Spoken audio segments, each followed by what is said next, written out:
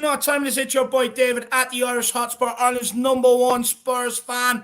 Or really, I wish I was number 100 today after that result. But look, we are bringing you the post-match fan show after today's absolute disastrous 4-1 humbling by Leicester City.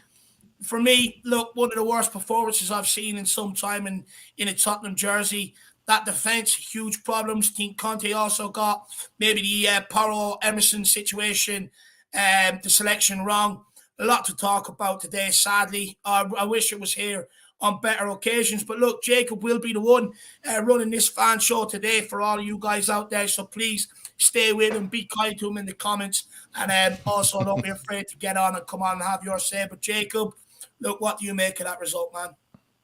Uh, it was terrible all around. I mean, there was one bright spot, and I think it was our man number 30 who went down, him getting the goal. After that, I can't really put my finger on anything else. I think, David, it's going to be a really good therapy session, so thank you for allowing me to kind of steer this ship into hopefully we can get to some kind of happier ground. I do believe while there may not be a pot of gold at the end of this rainbow, there's still some joy to be had. It's just one result, but at the end of the day, I'm a little disappointed with Pedro Porro. I'm a little disappointed with some of the other players. I know we'll get into it. I definitely want to hear other people's thoughts as well, but I'm just I'm trying to tell myself, the something great's gonna happen, and then now we lose Basuma, and then we lose Bentancur, and it's like, at what time does it stop? It feels like never, but we move and we go again. That's all we can really do. But today is a good time for getting it off our chest. Yeah, look, this is what these fan shows are all about, isn't it? Coming on a bit of therapy so you're not breaking windows or punching walls, so you come on here and just get it out of you. But look, you raise a good point there about Bentancur. I think that's going to be a huge loss. Even when we went 1-0 up, he looked confident on the ball until then defensive errors came. And now that would probably leave us in a situation with no Bentancur and no Højbjerg for the Milan game midweek, which means it'll probably have to be Papa Matasar and Ollie Skip, who look, we had a good conversation on your channel about Ollie Skip yesterday, Jacob. And by the way, everyone, please do get over and show your support to United Spurs of America and smash that subscribe button. I will put the link in the chat for you guys to get over and do that.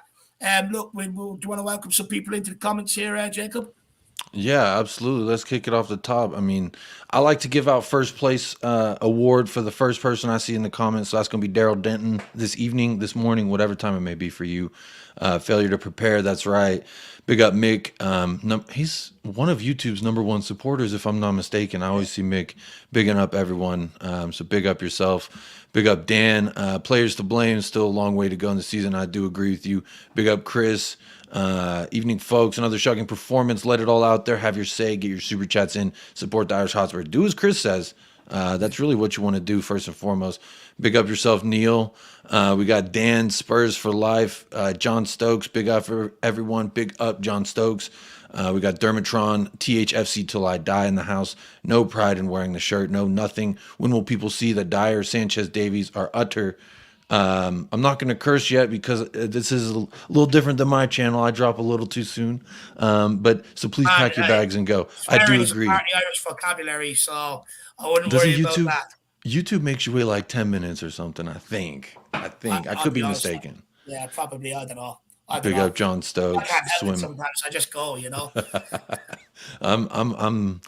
I'm trying to obey the rules. At least my first go around. I am a ask for forgiveness rather than permission kind of guy. So big up Swim Masters in the house. Against Man City, great. Today was acting like a totally different team. I don't get this. One thing though, we should have brought more of later half of last summer, and definitely more. Oh, we should have bought more in the latter half of last summer and definitely more this January. Totally spot on there. Big up Mick, saying hello to David and I. Dan, hello David, hello Dan Davenport. A lot of D's going on in this one. So Kevin G in the house. Jacob's a funny dude. Bring the humor, bro. I'm gonna try. I'm gonna try and put some fun on this. We already got a nice slew of people who are also going to get things off their chest. So I'm also going to hear them out, but hopefully I can make them laugh as well. Spurs for life. Bring me on now. Yeah, look, my man, email me. The email is underneath if you want to come on and have your say. I'll be honest, I won't be here. Jacob will be, but do come on, have a chat with him. I do want to hear you out because look, me and you, we disagree on some things, and like I said earlier on the watch along, that sometimes with certain amount of characters, it is hard to sort of explain your points and get them fully across the way you want them to, or the way you want them to be intended or interpreted. So these fan shows are ideal for people to come on, have your say. And it's the only way we can move forward when all these issues crop up, whether people think it's Conte, the back line. The only way we move forward is by discussing it, you know? So email me, my man. You want to come on? Email me. We'll get you on. That's what it's about. That's all what it's about. There's the link Dave put in the chat. So if you do, I humbly ask that you go over there. We just surpassed 800, so we're on the way to 1,000. Myself and Michael over at United Spurs of America. But that's enough of me. Let's go ahead. What's up, Richard? Richard's in the house. Thinking we'll probably finish 8th or 9th this season. What do we expect with a back line of Tanganga, Dyer, Davies, Longley, Sanchez, etc.? It's hard to defend what we saw today. I thought Tanganga was the best of the bunch, if I'm honest, but that's just a little teaser for later. Big up yourself. Big up Shikari Shock. Big up yourself, Mark New as well. Big up Daniela. Big up Crow. Hello, everyone. Thank you for the comments are popping. Not so it doesn't pop this much over at United Spurs of America. So I'm gonna go ahead and just you know I'm thinking about the game, and my initial thought is just how many times do we take one step forward and then 2 or 3 steps back, and it's the same story. I wonder what we're gonna see. I was hoping to see some kind of gut resilience to come back and fight for another, fight for a draw at least when we were down 3-1. And we got lucky enough that when VAR turned over one, my wife was like, "What's the score?" I said, "It's 4-1, but VAR might overturn one." And then they did, and I was like, "Okay, here's our chance. We got it. We got to reply, make an answer." VAR just helped us, and then, well, you all saw the rest of that. They scored it anyway. The 4th goal was coming, whether I wanted it or not. So. It's just disappointing, man. It's really disappointing. That's just how I feel. I feel very disappointed. I feel let down. Yeah. I think that's my biggest takeaway is let down. Look, big up, talk of ball. Good to see you, my man. And then Kuva, he says, "Look, I don't even get angry nowadays. Just another shrug." Do you know what it is, Kuva? I can't. I do get angry. I nearly had a nervous breakdown in the watch along. I'm not gonna lie. It's like, do you know why I get angry though, Kuva? It's kind of, people have heard me talk about some of these players, especially the ones in the back line for what, 2 years straight now? And I'm still sitting here today talking about the same thing, highlighting the same points. And the sad thing is, there's still people out there that back these guys. It's absolute madness. But look, it wasn't just the back line today. Kulu, he had boots made of lead. Anytime the ball came near him, it bounced off him. Kane, passing was shit, didn't get going. You've also got Sonny, again, but really poor decision making, running at times when he should have passed the ball, passing it when he should be running it. Shit. Højbjerg, shit. You know what I mean? From 1 to 11, Porro today, shit. Perisic, shit. From 1 to 11, absolutely everybody was useless. It's not just Dyer and Davies and the usual suspects. Even the guys that I trust, that I believe in, were crap today. But, when you look at it, we score some of the most goals in the league. But when you look at our stats, I think we're third from bottom with goals conceded. Our third most goals conceded in the Premier League. I mean, that's relegation fodder. With that defense, it's absolutely.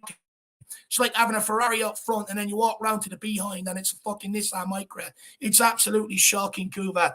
I wish I couldn't get angry, but unfortunately I do, my man. I feel like I get angry initially. I'm so angry in the moment. I'm so angry. I was angry at halftime. I was angry at full time. Angry. I mean, how long has it been since that game ended? I mean, it's been almost 2 hours now. So I'm not as angry. I feel like I'm at a nice, calm place where I can, and that's just kind of the way I am. I feel like everyone's a little different, in the way that they process their emotions after a win, after a loss. But after a loss, especially one of that fashion, it's hard to not be instantly angry. So David, I second that. I'm with you because I get angry as well. It's just right now I'm like, I kind of want to, look at it, hear people's opinions. I haven't even looked on Twitter just because I know what that kind of space becomes after a loss like that. But I think that's what the beautiful thing about this type of show, David, is because I'm going to hear so many different people's views from around the world that, quite frankly, I wouldn't get to hear otherwise. It's going to help me have a better understanding. I feel like by the end of this show, I might be in a little bit better of a place to understand kind of, or maybe I'll just be angrier. Who knows? I feel like it's a flip of a coin at this point. Do you know what? I'm sorry for dropping you in it today. I really thought we were going to win. You know what I mean? So sorry for dropping you in the dumpster fire today off the back of that shambolic shit. But look, That's how Jacob, you learn to swim, baby. Yeah, 100%. But look, I've been on the go since fucking 11 o'clock this morning. I haven't eaten today, so I'm going to go off and have a bite to eat. I'm going to leave Jacob dissect this with you guys. Big up, Ellie. Really appreciate the support. Mate, my dear, make sure you get on and have a Big word up, with Ellie. Jacob as well. Have a good Yeah. conversation. But Jacob, I'll be in the back end, so if you need anything, don't be afraid to ask. Everybody, look, Tottenham pissed us off. They let us down. But at the end of the day, we've still got the rest of the season to go. We have to pick ourselves up maybe tomorrow or Tuesday for the AC Milan game. But look, I'm out. I'll see you all back here tomorrow. Myself personally for Twitter Reacts. Hopefully we see many people in here for that. Be interesting to see what people are putting all over socials. Actually, I already know. Put me all over the socials because I ran in that Arsenal fan base. I still take pride in that. But look, I'm out, Jacob, my man. Hopefully it goes well for you. And everybody keep supporting Jacob. Keep smashing the like button, the subscribe button. Feel free to get in a super chat with your thoughts, opinions, questions, whether you agree with people, disagree with people. But main thing is, let's just give Jacob a chance. Who knows? He might do a better job than myself and Jack ought to do. So look, Jacob, over to you, my man. I'm over and out. See you. Oh man, big ups. Enjoy you some grub. You've been working hard today. Let's I honestly, David, thank you for the opportunity. I'm not gonna vent too much more other than with the guests that I'm gonna bring up. So I definitely I like that, David, because that's my thing is I'm like a peacock, man. I gotta fly, and that's just how I feel. So I think we're gonna have a good one, David. Thank you so much for the chance. Hopefully I can do you proud. So let's see here. First up, we got the one and only Mia. She's gonna be checking in. Let me take this comment down. Top drawer, Jacob. Top drawer, Ellie. I will say that much. Let's bring in our first guest. So, I don't want to blabber too much on, but again, my worst man of the match, I'm gonna say Dyer. Second up, I'm going to say Davies. That's just my initial thoughts because I can't even remember now if it was the first or the second goal, which one I blame for both of them. It was just their duo consistently lets me down, consistently doesn't do the job. So with that thought in mind, let's welcome in the one and only Mia from Spurs Between the Lines. Mia, how are you doing? How are you feeling? What are your thoughts on what are your initial thoughts after you've had a little bit of time to digest that? Yeah, I think I have. I think that I feel a bit like you. I kind of absorbed a little bit and thought, well, okay, let's have a little think. I've done my video. I've got my rant off a bit of my chest. So now I feel like I've got that off my chest a little bit. But I feel disappointed. Like you, I just feel disappointed. And I always say that. It's like when I look at my children, if I say to them, I'm angry, it don't work. But if you say you're disappointed, that really gets them. If you say to them, you're disappointed in them. And that's what it feels like. It just feels like I'm so disappointed, especially because the performance we know they can give. Last week, look how different they were. Everybody turned up. What? Because it's Man City, you want to turn up, but now you don't want to turn up because it's Leicester? Give me a break. That's not what you're paid for. You're paid to turn up at every single match. Like, that's where the disappointment is, Jacob, because if we would have been rubbish against City, you could say, well, we've been in bad form and like obviously we're rubbish against City and City are a big club and blah blah, but we were good against City. Our backline turned up, our midfield turned up, and I know Benton caused a massive miss. Now he's injured as well, but still, they just didn't turn up. And that was my problem. It was the fact that the whole team just did not bother to turn up. That's how I kind of see it. I do agree. When I look at just the overall performance, who did turn up? There's not one person I can look at and say, I'm pretty proud of their performance today. I thought Kane was invisible for the most part. He was our captain. So you kind of hope a little bit more for him. I thought Son had some good dribbles in the first half, but outside of that, that's about it. Kulusevski, I thought was meh, kind of. I wasn't really impressed with him in City, but I do believe City was paying extra attention because we do know our man Pep does have a little bit of a soft spot for Kulusevski. But what did you make of Pedro Porro? He had his first full, start in the Premier League. Um, I was really disappointed because I yeah, me think too. that it was a really difficult game for him. And I'm not going to bag on him too much because I don't believe in doing that, because obviously he has just come into the team. So I'm not going to like bag on him and say, oh, he's going to be, he's not good enough, because I think that at the end of the day, many players come in and they take a little bit of time to actually, to do well. So I'm not going to be too bad. But I think the problem was for me is that it didn't get changed quick enough. So when he wasn't doing well, it should have been changed. We should have put Royale on sooner. And I know that might have been a bit of a blow for him, but at the end of the day, it's about what's best for the team. And it wasn't best for the team to keep him on the pitch, in my opinion. We should have got him off sooner. We should have Mhm. changed it at half time. Like, I feel like that the thing I think most as well is that Conte did not make changes sooner. I think at half time we were already down enough goals that we need to change something. If it was not working, change it. Porro was getting absolutely skinned alive down that side. They were Yeah, he just was. they Yeah. were just going past him like he wasn't there. Harvey Barnes was acting world class. Real quick, Mia, I want you to hold that thought. Didn't mean to cut you off, but I want to big up Nick. I'm being told he gave away 5 fan show memberships to Gary Blogs, Darv Hotspur, Al C, Steve Harvey, hey Steve Harvey, and Chris Benoit. So big up Nick for giving those out, and big up the 5 new fan show memberships. I think the link should be in the community section, so you can click the link. We'll put you in the queue. Mia, continue. I'm sorry, I didn't mean to cut you off. No problem. So Yeah. we were talking about Conte and the lack of the substitutions made at halftime. Yeah. What would you have changed exactly, other than you already kind of mentioned Pedro Porro. Yeah. He was getting turned around a lot. Do you know what? I even would go as far as, people are going to say it's a bit controversial, and I've said this in my video as well. So if you want to get the full view of what I'm thinking, you can go and watch it like after.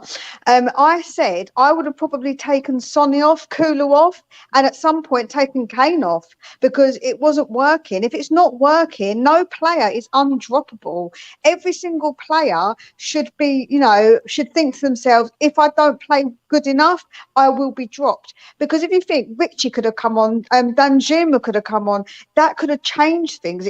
We could have tried it. I prefer us to try and lose than to not try, because it felt like we left it so late. What are we going to do? By then we were just too far gone. I feel like something had to be done to change it, and it just wasn't. He was stubborn and waited till 70th minute, wasn't it? It was something like the 70th Let me minute. see. Papa Matasar came on for Bentancur at 65 minute, but that was because of injury. But then he made a That's triple it. substitution in the 75th minute. Yeah. Or actually 2 in the 75th, 1 in the 76th for Charlison, That's Emerson, what I'm and Davidson saying. Sanchez. So That's it what I'm is a little saying, though. late. Yeah. It's too late. It's too late by then. What's going to happen? Like, by then, was already enough goals down. We needed goals. So if we would have changed it at halftime, what I think would have happened is I could see like the Leicester players would have been like, oh, this is a new challenge. Oh, we've come back onto the pitch and something like this is different. So he could have changed it. How we played as well, maybe slightly change, and then like just do a little few adjustments, get a few fresh fit legs on, and then chuck them on and see what happens. Because what would we have to lose? We still lost 4-1 anyway. So what would have been the worst that could have happened? To me, that's the best way we could have, I think, gone around it, gone like try to do something, because I just don't think we tried, in my honest opinion, to try and change it soon enough. So do you think that that's a matter of Conte being stubborn, or is it just a reluctance of trusting what he has coming up on the bench for him? What do you think it's more of, or do you think it's a third thing? No, I think it probably. I don't know if it's he doesn't trust them, because why put them on the bench knowing they could come on if you don't trust them? I think that I think he probably does trust them. I think that he just is stubborn. I do think he is a bit stubborn because at the end of the day, Dan Juma, again, like, what's the worst that's going to happen? We lost anyway. So to me, we lost anyhow. So I don't see why we'd be worried. Like, you know, what's gonna happen with it. So yeah, I think he was stubborn. I think he was very stubborn, and I think that was something that really let us down today, is the fact that he was stubborn. Okay. I think I that we should mean, have definitely made changes. definitely when you look at the right side of our pitch, it was not going well. Offensively, defensively, for the first, I would say, maybe 35 minutes of that match, it really felt like a basketball game. They were going back and forth, no one really having possession. It was just, you have it here. No, let them have it. Let me pass it over here. And it just seemed very disjointed and not in sync. So, I don't know. To me, that's kind of disappointing because you really hope that there's some kind of, but it's understandable a little bit. I give Pedro Porro a little bit of, I give him a little bit of slack. It's his first match. Premier League's a league, you know, quite frankly, and over his head a little bit. You got to figure out how to swim in this league. And I think it's going to be a little bit of a process, but at the same time, this is a guy we were all rooting and raving about. So, Mia, I wanted to ask you in regards to Pedro Porro, I've been hearing the term "he's another reggae" thrown around, another reggaeton, if you know who I'm talking Um, about. yeah, Do you pay much thought into that, or is it just maybe no. first game jitters, debut I nervousness, think that maybe? people got. I think that people are so quick to go jump on people, because what it is people overhype him and then over criticize him instead of just being a bit more in the middle and maybe saying, "Well, let's give this guy a chance to settle in." Because don't forget, there's probably a slight language barrier possibly as well. He doesn't know anybody. It's like, it's anybody goes into a new situation, it can be a bit daunting, can't it? He's gone Hmm. from like a club over in like another country. He's come over to another country, so it can be quite daunting if he doesn't know people. So we've got to give the guy a chance, man. We can't just write him off straight away from one game. I think that's really like excessive to do that. While we're talking about the right wing, let's talk about the left wing a little bit. What do you make from Ivan Perisic's performance? Was he all right? Was he No, just a I mean, matter of playing as poor as everyone else? he For me, I thought he had a very good opportunity early on in the match that he, quite frankly, just blew. He had a ton of time, a beautiful pass. I can't remember from who, but it was a beautiful pass played into Perisic, acres of space, and he just got the ball and slowed everything down and then shot it. It went wide right. Pretty disappointed with that. I thought his free kick was decent, but other than that, what do you make of his performance? Yeah, I don't think he was great. I don't think any of them were great. I think that maybe in like a little bit here and there was slight glimmers of okayness, but I wouldn't say any of them particularly performed great. And yeah, he missed that opportunity. You know, what a great chance for him to obviously score, but he completely like messed it up. I feel like all of our players, we had like keep kicks, you know, like they'll miss kicking it or misplacing the ball. It was just like, it was just one of those where everybody, it was like it was catching like a cold. Everybody was doing it. So I feel like the Perisic wasn't particularly good. I think as well his age definitely shows sometimes when he's running back, and he does get caught out a little bit, because he can't get back quick enough to cover, and I do think that's a problem. Fraser Forrester, he started for an injured Hugo Lloris. What do you make of his performance? What do you think it Um, was a matter of, well, the front three in front of him were shit, so naturally he would be too, or was it a couple of those maybe he could have saved? Maybe the Iheanacho's goal he could have saved. What do you think? Yeah, I think he probably could have done better in a couple of those goals, but some of them were absolute screamers, and like Dyer The didn't Mindy close goal them. was unsavable. I don't blame him for Yeah, that. That's an unsavable shot. yeah. I sympathize. So like with one of the goals that like Dyer didn't even close them down. He was like just standing there, and I'm like, why didn't he close him down? Because I said that in the chat, didn't I? Because we was watching it on the stream like you put up the stream so we could watch it. And I said that. Why didn't he close him down? He just stood there like, what you're supposed to be a defender. So I think with Forster, we've got to be careful not to kind of put so much onto him. He could have done better, but the fact is the people in front of him are supposed to protect him. So they didn't protect him for quite a lot of the time. So what do you expect him to sort of do?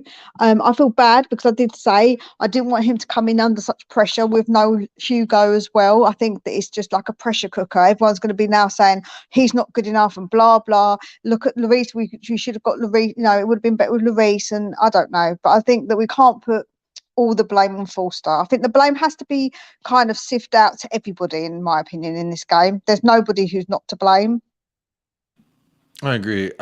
I would like to share the loving or share the hate and whatever it may be, because honestly, at the end of the day, this is a team game. I don't feel like anyone really stepped up.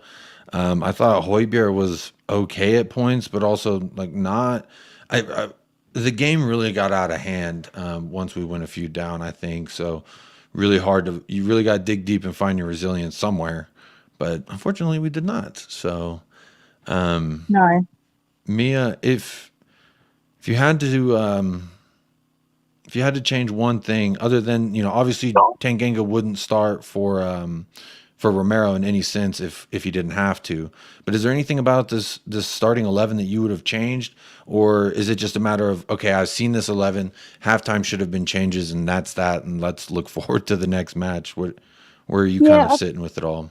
I think that it's like if I was to say anything, it would probably have been the Tanganga thing, because I was surprised that he didn't bring in Sanchez, because Tanganga has got a bit of a mistake in him as well. So has Sanchez, but I felt like the experience of Sanchez could have possibly been slightly better. But Tanganga wasn't fully to blame, so I can't say that. So I'm not going to look at it in hindsight, because I would say, Porro, but that will be in hindsight because I called for Porro to start. But I feel like at half time, if it wasn't working, then they should have changed it. So I'm not going to be someone who's going to be hypocritical and judge it in hindsight, because at the time I was thinking, okay, great, Porro starting. So I can't really say that I would change that. It's only in hindsight I would. So, yeah, I think that's probably the only one, would be the Tanganga one I was a bit concerned about. But again, I don't think it particularly was his fault. I think he played okay. I don't think he was as bad as Dyer, or Davies. Okay. So I think he wasn't great, don't get me wrong, but that's probably the only one that I would say I would have changed. I wasn't happy about when I saw the lineup.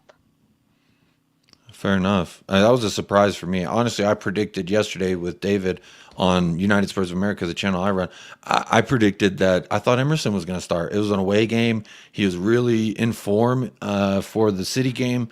Kind of wanted to see him just continue that and let maybe Pedro come in the second half and get 30 minutes in his belt, was what I was kind of thinking.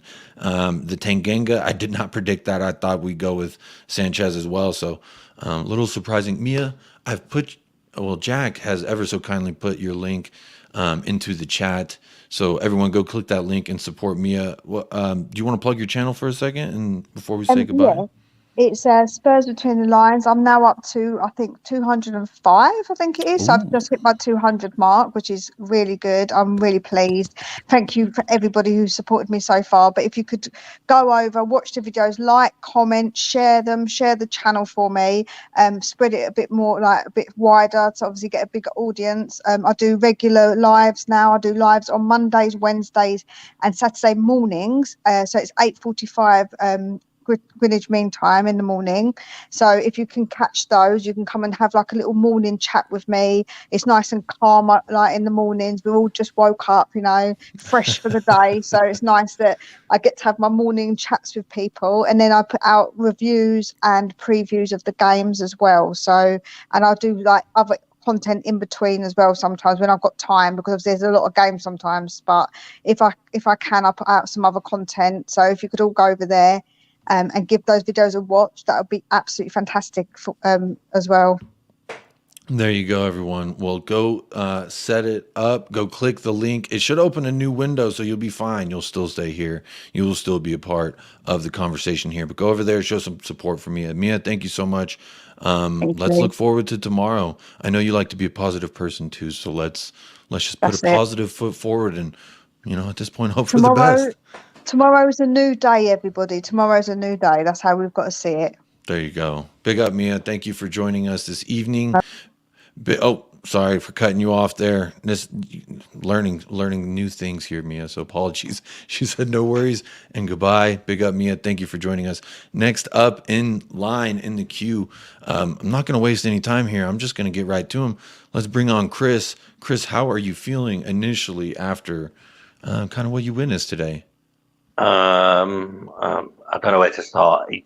It's hurting still pretty bad, actually, Jacob. I have to say. That one's a bit of a painful one because I thought the first 15, 20 minutes we were okay. Then Mendy done that. Mendy's goal was an absolute howler. So what's the worst part of the match for you? What you said you're still kind of upset about? I want to hear about it. What's the main thing that you're? I guess the first thing, not the main thing, because there's a lot of things. Let's be honest. The second goal we conceded. The way Davis just passed it straight out, we lose the ball straight away. It's Dyer out of possession. Yeah. And it's a goal. Dyer turning his back for the third goal. I had to turn off. I couldn't watch anymore, Jacob. I was like, enough. Can't bear it. Yeah. There's a joke I want to make. I'm sorry. Go ahead, Chris. Dyer's supposed to be a centre back. Instead of there pointing and shouting, pointing your finger and shouting, do something fucking defending.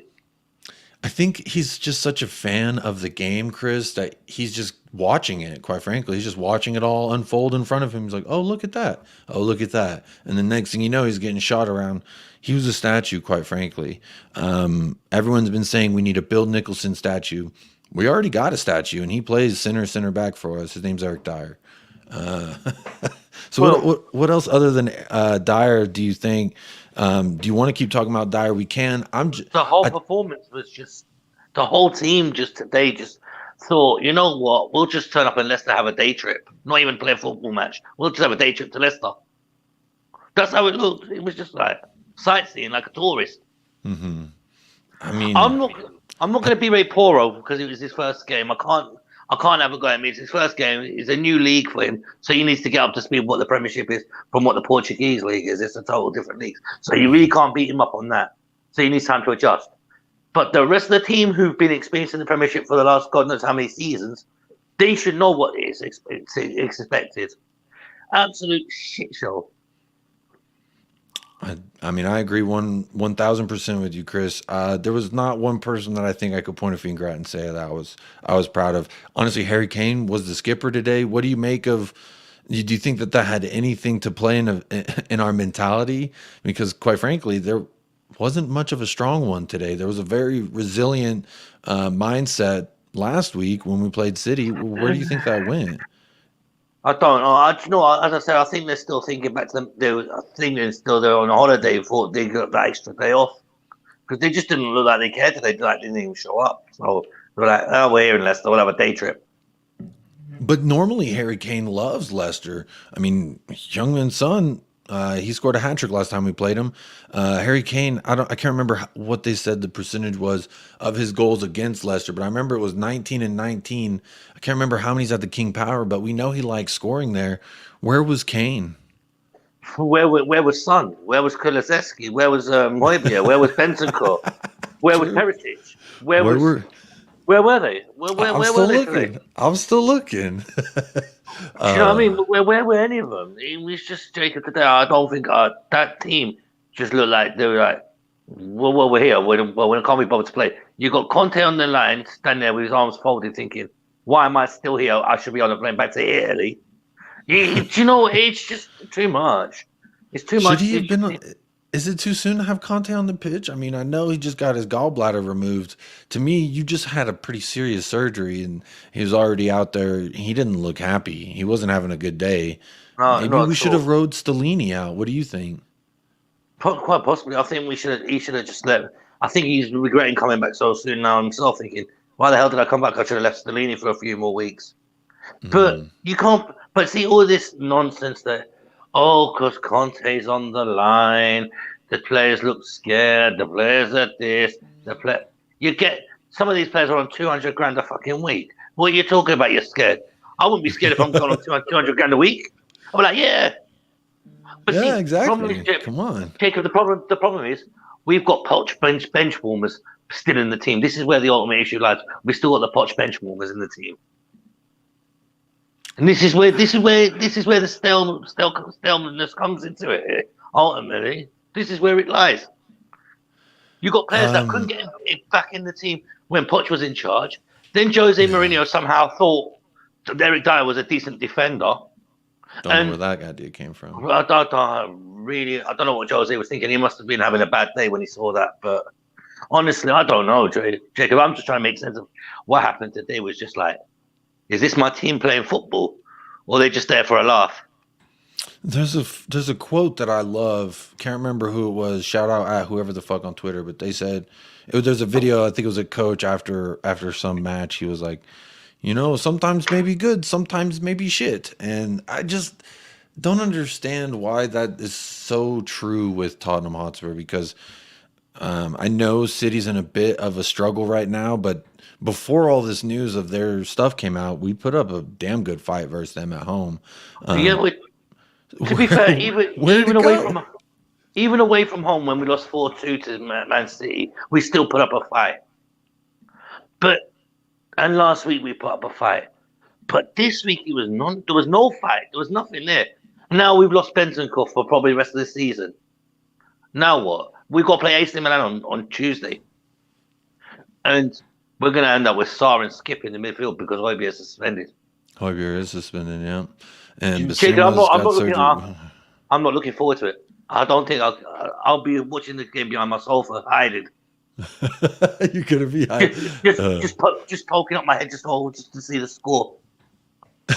I don't blame you, buddy. I mean, I don't blame you at all. It was Gattuso. Big up Lazy 8 says that was Gattuso. Sometimes maybe good, sometimes maybe should.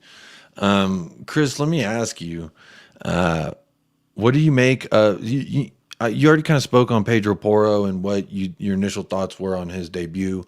What do you make of Ivan Perisic, the other side? Did you think he had a woeful game? Do you think he was all right? Do you think... I mean, Sessegnon, I heard, picked up an injury, so we didn't really have another option. He wasn't brilliant at all. The whole team, I can't just point one player out and say he was the reason why we lost. It was the whole damn lot of them. The ones who are picking up that paycheck every week singing, yeah, I'm a world-class footballer. You know what? You lot ain't a world-class footballer today. You are a bunch of cowards who hid behind each other. Perisic today wasn't great. Porro wasn't great. Tanganga wasn't great. Dyer, I don't even want to speak about this guy because this guy makes me angry and wanted me to kick my laptop out the window. I understand that completely. But you can't just say, well, was Perisic awful, because the whole damn lot of them were awful. Son today couldn't pick a pass to save his life, even if it was 2 yards in front of him. He didn't know whether to pass or run. Kane passes were way off. Kulusevski on the other side, non-existent. It was just too many of them. You can't just point Perisic out. It was Perisic, Son, Kane, Kulusevski, even Bentancur in the first half. Højbjerg in and out of the game. Tanganga couldn't get an accurate pass to save his life. Dyer just watching the ball go past him like he's on a day trip. You know, it was Jacob. There was too many issues today to point out. We'll be here till 4 o'clock in the morning UK time pointing out all these faults at this rate, because there was so much wrong. Yeah, okay, a couple of goals maybe Forster could have been done better. But ultimately, you got 3 defenders in front of you who can't defend. I don't blame Forster for the Mendy goal. I don't blame him for the James Maddison goal, because quite frankly, James Maddison he can't be in 2 places at once. That was just a awful goal to give up. And then the Iheanacho goal, I mean, you could argue, but he really curled it around the guy who's supposed to be defending him. So I don't really blame him necessarily. The VAR goal, there's some, the Harvey Barnes goal, there's some argument for some of these, but at the same time, it's just, how can you expect him to do his job when no one else is doing theirs? I played keeper, Chris, so I understand. I can sympathize a little bit, because when you have no one giving a shit in front of you, it's hard to even pick yourself up and really root the boys on. So I definitely sympathize with that. I used to play between the sticks myself and goal, so I know exactly how it is. Yeah, You're part of when the you got Keepers Union, I hear. yeah, yeah, three. When you got three shit defenders such as Dyer and Davis and Tanganga in front of you, yeah, what are you supposed to do as a keeper? You're basically a sitting duck. You're basically like you're that target in the funfair where you got the rifle and they're shooting at you, basically, because you got three shit targets who are moving out of the way. Chris, lastly, I want to ask you before I try to virtually give you a hug to make you and tell you it's going to be okay. Did you see anything from the substitutes that brought you any hope? Did Richarlison bring any hope for you? Did Danjuma maybe? Danjuma a little bit. Richardson is Papa Massar. We know what Papa Massar is capable of, but it was too late. Conte made a howler, making those substitutions so late. He should have started bringing in some of those subs on at half time, shoring up that midfield, bringing in instead of having a midfield two, making it into a midfield three to tighten up those spaces. But he didn't. So partly for me, I partly blame Conte for the second half because he didn't. He was too late making the subs again.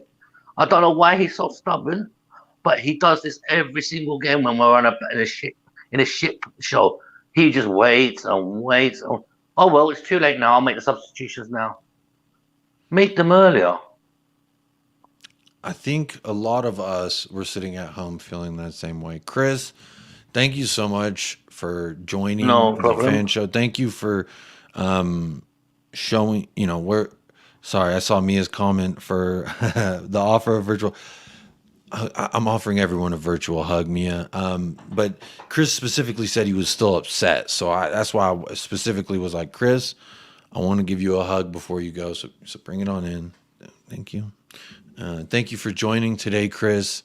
Is there anything you want to say before I let you go? There's a comment there which is from Suman. Says Chris should be Harry Dyer, Harry Winks, and Double Sanchez manager. It's the only thing he can coach them. No, not at all. They're uncoachable. Them four players are uncoachable. Sorry. Chris, Both you should be a Dyer. I think some of these people got to go.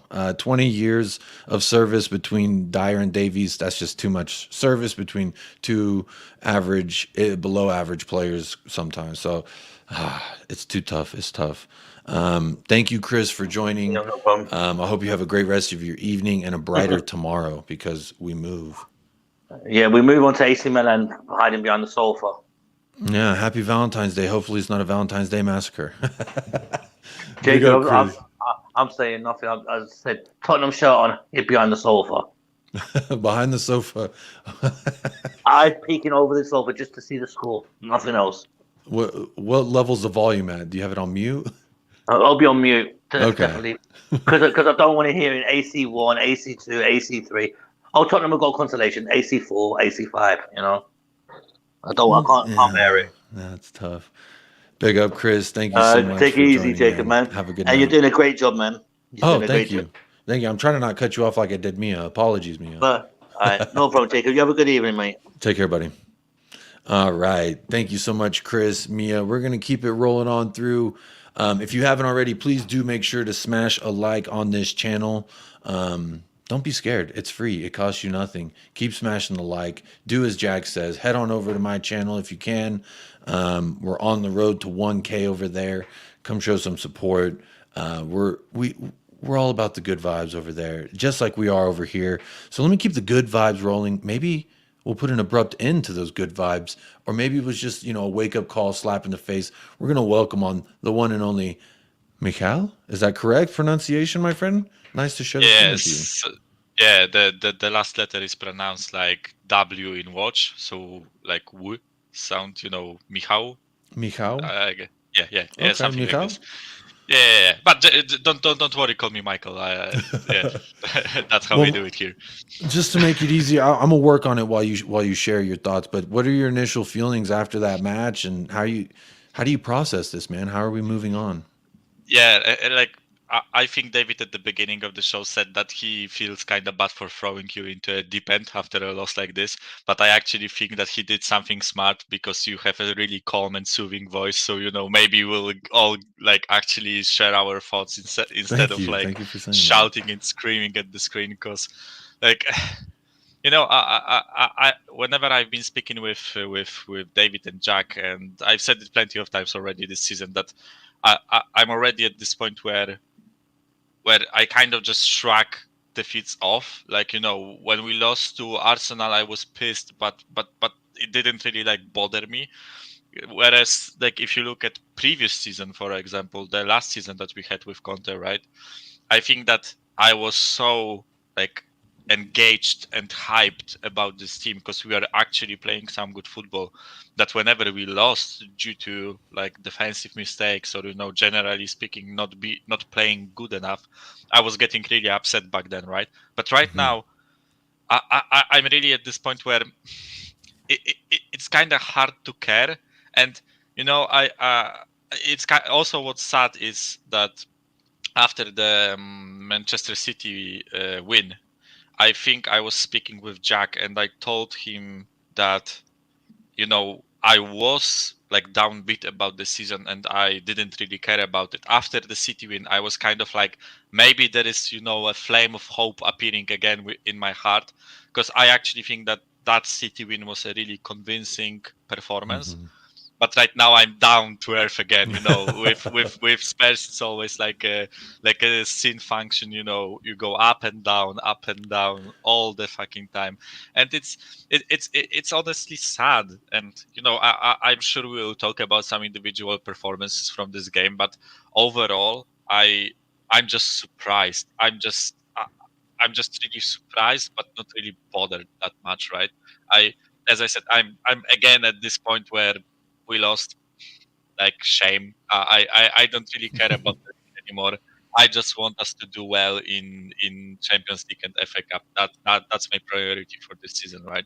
So league, happens, right? You mentioned it's kind of this ebb and flow, this up and down, right? We just got brought back down to earth. To me, it kind of reminds me of, like, I don't know if you've ever attempted to surf in the ocean, but it's like you hit one good little riff, right? And then you start thinking, oh, I can do this.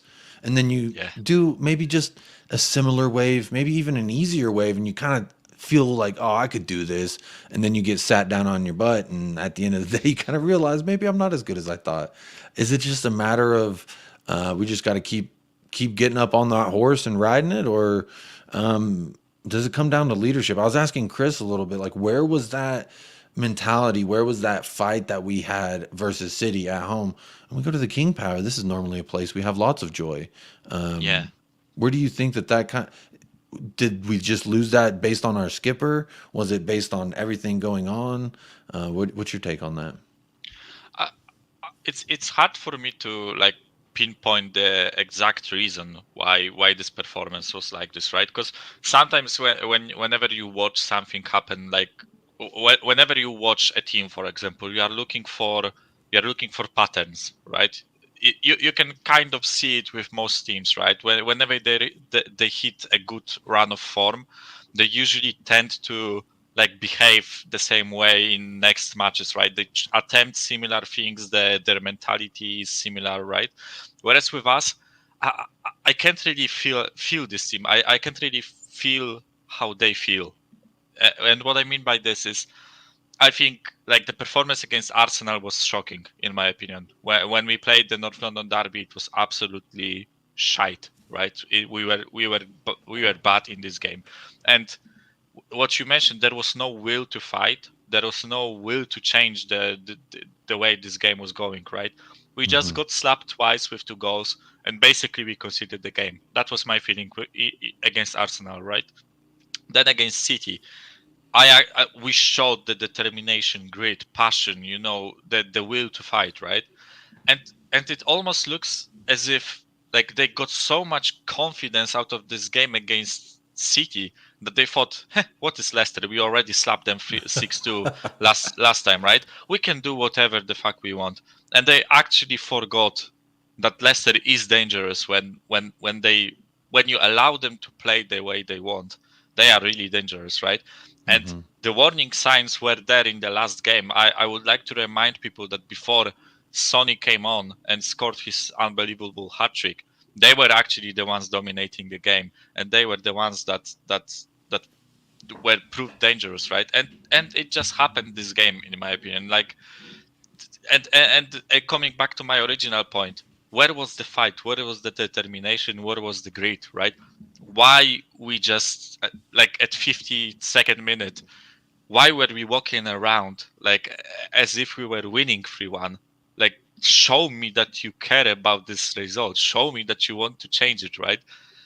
I cannot grasp it, right? It's hard to understand sometimes because you feel like when you look at the 11 versus 11, I mean, how many of them are you going to pick to play in our 11, quite frankly? And I look at it, Madison. James Madison, yeah. I mean, I like Mindy today. Mindy looked nice because of that shot. It's just I look at the talent on their team. I look at the talent on our team, and that's what frustrates me as well. Mikhail. Was that right? Or was that bad? I think I butchered it again. I said I was going to work on it. Michael. My apologies. Don't worry, call me Michael. I wanted to ask you, Fraser Forster, he got his first start today. Do you think it was a poor performance on his end? Could he have saved a couple? Was it just pretty much a defense just letting us down per usual? I think with Forster, right? I don't think he could have done anything about the first goal. There was like nothing, no keeper in the world could have saved that, right? With the second goal, it's 1-on-1 against one of the best center attacking mids in the league. I don't really blame him for that, although I think that Lloris might have saved it. And then there were two other goals, and I think with Hugo being out for so long, I urge our fans to get used to conceding goals that are shot powerfully low near the posts. I think that's his biggest weakness, because he's so tall and so big and so slow. The time he takes to get down to to put the hand on a powerful ball shot low, it will haunt us. I guarantee it, right? And should I blame Forster that the opposition exploited his weakness? I mean, maybe if he was I don't really expect him to save everything, right? So I don't think it's really on him that much. Although I think that this particular type of shots that he was facing today, I think Lloris would have done better with them. I think Lloris could have saved maybe one or two of those goals, in my opinion, right? But again, it's not that I put blame on him. It's just my observation, right? Whereas I really put blame on the defense. I think they were shocking today, every single one of them. And let me start with Poro, if you don't mind, right? I think people need to ease off with him because it's his first game. It's first time this player played with us, right? And I remember perfectly 1 year ago, we were after the Brighton game in FA Cup, we were all shitting on Kulusevski for being too slow, for not taking on his man, for not linking up the play. And what turned out, he was one of the best midfielders, attackers in the league, right? For that period of season. So I think we should cut Poro some slack. I think he has to have time to adapt and to learn how to play with our players, right? But with other four players, I mean, Tanganga, he was the best of the bunch, but if you polish a sheet, it's still a sheet, right? Yeah. So I think like the goals didn't really come from his side much, but I think he should have been in a better position when we conceded the second goal. I think he should have been somewhere around Madison, right? But what were Dyer and Davies doing for the other two goals? I'm honestly done with listening to people trying to excuse those two. I am seriously done with it. I've never been a fan of both of them, and I think like when you say that we are doing a clear out, right, and we got rid of Sissoko, Aurier, all those players that people were getting fed up with, right? I think them two and Sanchez are the ones that are left and that are the ones that we need to clear out. And I'm just disappointed and I'm furious with the way they attempt defending, right? If you are a defender. You cannot really defend like this, No, I standing hate in that. front of your opponent when he's like two meters ahead of you, right? What's this? What's that type of defending, right? Is Dyer expecting the opposition attacker to shoot him in the chest? That's idiotic, right? All of us played football in some shape or form, right? And even though we are no professionals, whenever someone is attacking us, right, when we are defending, you try to put your foot in, you try to do something to disrupt the opposition, right? And Dyer did nothing today. I'm done with this guy. I'm seriously, and the worst thing with Dyer and Davis is that everyone gets on their back. Everyone is like on their case, right? And then they drop a good performance like they did against City, right? Because like I don't mind saying it. Like they were good against City, but it's all like a false narrative, right? We all get that slimmer of hope that maybe they will change, and they don't, and they are at the level that they are supposed to be, which is not good enough for our club. So Well, if you remember last season, when we beat City, then we came home. What did we do? We lost at home to Southampton. So it's like I think Sutton was before City, but still, I get think your there point, was right? was there another team? It was some team. I just remember Burnley. We lost to Burnley. Burnley. That's what it was. I just Yeah. remember it was like, okay, let's take what we just did, right? What we just did to City, the obvious winners of the league that season, and let's carry that energy over. And we did not do that. I just you said Japhet Tanganga was the best of the bunch, but that's not really saying much. I Yeah, thought I mean- Ben Davies and Dyer as well for the first two goals was to blame. I sympathize with Pedro Porro, but go ahead. There was a point that you were wanting to make that I think I kept stepping on. I again with Porro, I'm willing to give him time. He's a new signing. Let's calm down, right? Let's not call this guy Emerson 2.0 or Reguilon 2.0 because I've seen comments like this, right? Calm it down, people. He's a new signing. He needs some time to get adapted to the way we play, right? Again, this performance wasn't good. I don't mind critiquing this one performance, right? But don't make judgments on this player overall, right? Give him a chance. That's my opinion, right? But with the rest of the defense, we've already seen those guys, some of them for 8-9 years in this club, and they have never been good enough to play for us, right? Never. Dyer not for a single season, the whole season, not for a single season he was good enough to be a starter consistently for our club, right? But that's defense. I also think that midfield and attack and our attack this game were bad. We the whole team was bad, right? Because I think that Bentancur maybe can save his performance. I think that he was acceptable. His level was okay, right? He was making progressive runs, but then again, our luck, he got injured. Probably I've read somewhere that he probably done his ACLs, so that's him gone for the rest of the season probably, or at least the vast majority of it, right? Højbjerg was constantly losing the ball today. He was bad, really bad today. And then there were 3 ghosts up top. And I'm sorry, but Sonny today, the same thing that he's been doing for past few months. He's passing when he's supposed to shoot and shooting when he's supposed to pass, and dribbling himself into trouble. I think Kulusevski today was not good. Not good. I'm not on the Dyer level, but he wasn't good enough. And Kane today was a ghost with wooden sticks for legs. And the reason I say it because he didn't really contribute much at all. But whenever he got the ball, it just bounced off him as if you struck the ball into a wooden stick.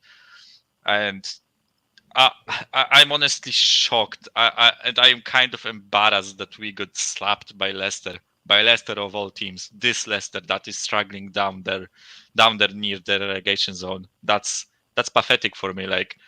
Where is the reason? Where is the will to fight? What is the reason for this performance? That's honestly inexcusable for me. The performance that our players did. But honestly, I also want to blame Conte for today. I think. Listen, again, now with injuries that we have, we cannot go to a midfield three, so that's out of the picture, right? So he has to come up with a system that allows us to protect that defense, because we didn't address the defense, right? Which, like, that issue you can attribute to our board not spending the money on defenders, right? But let me digress. Let me go back to Conte, right? He has to come up with a system to protect that defense.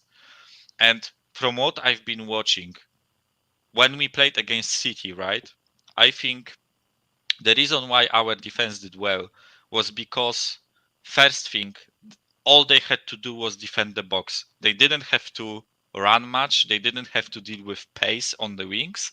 All they had to do was put their square heads into the ball to knock it out of the box, right?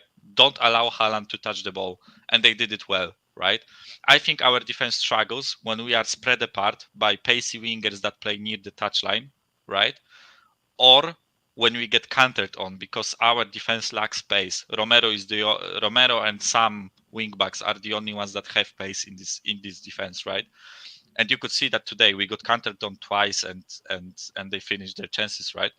So I think we need to come up with a system that allows us to make the opposition play crosses into the box. We cannot get spread apart, and we cannot get countered on.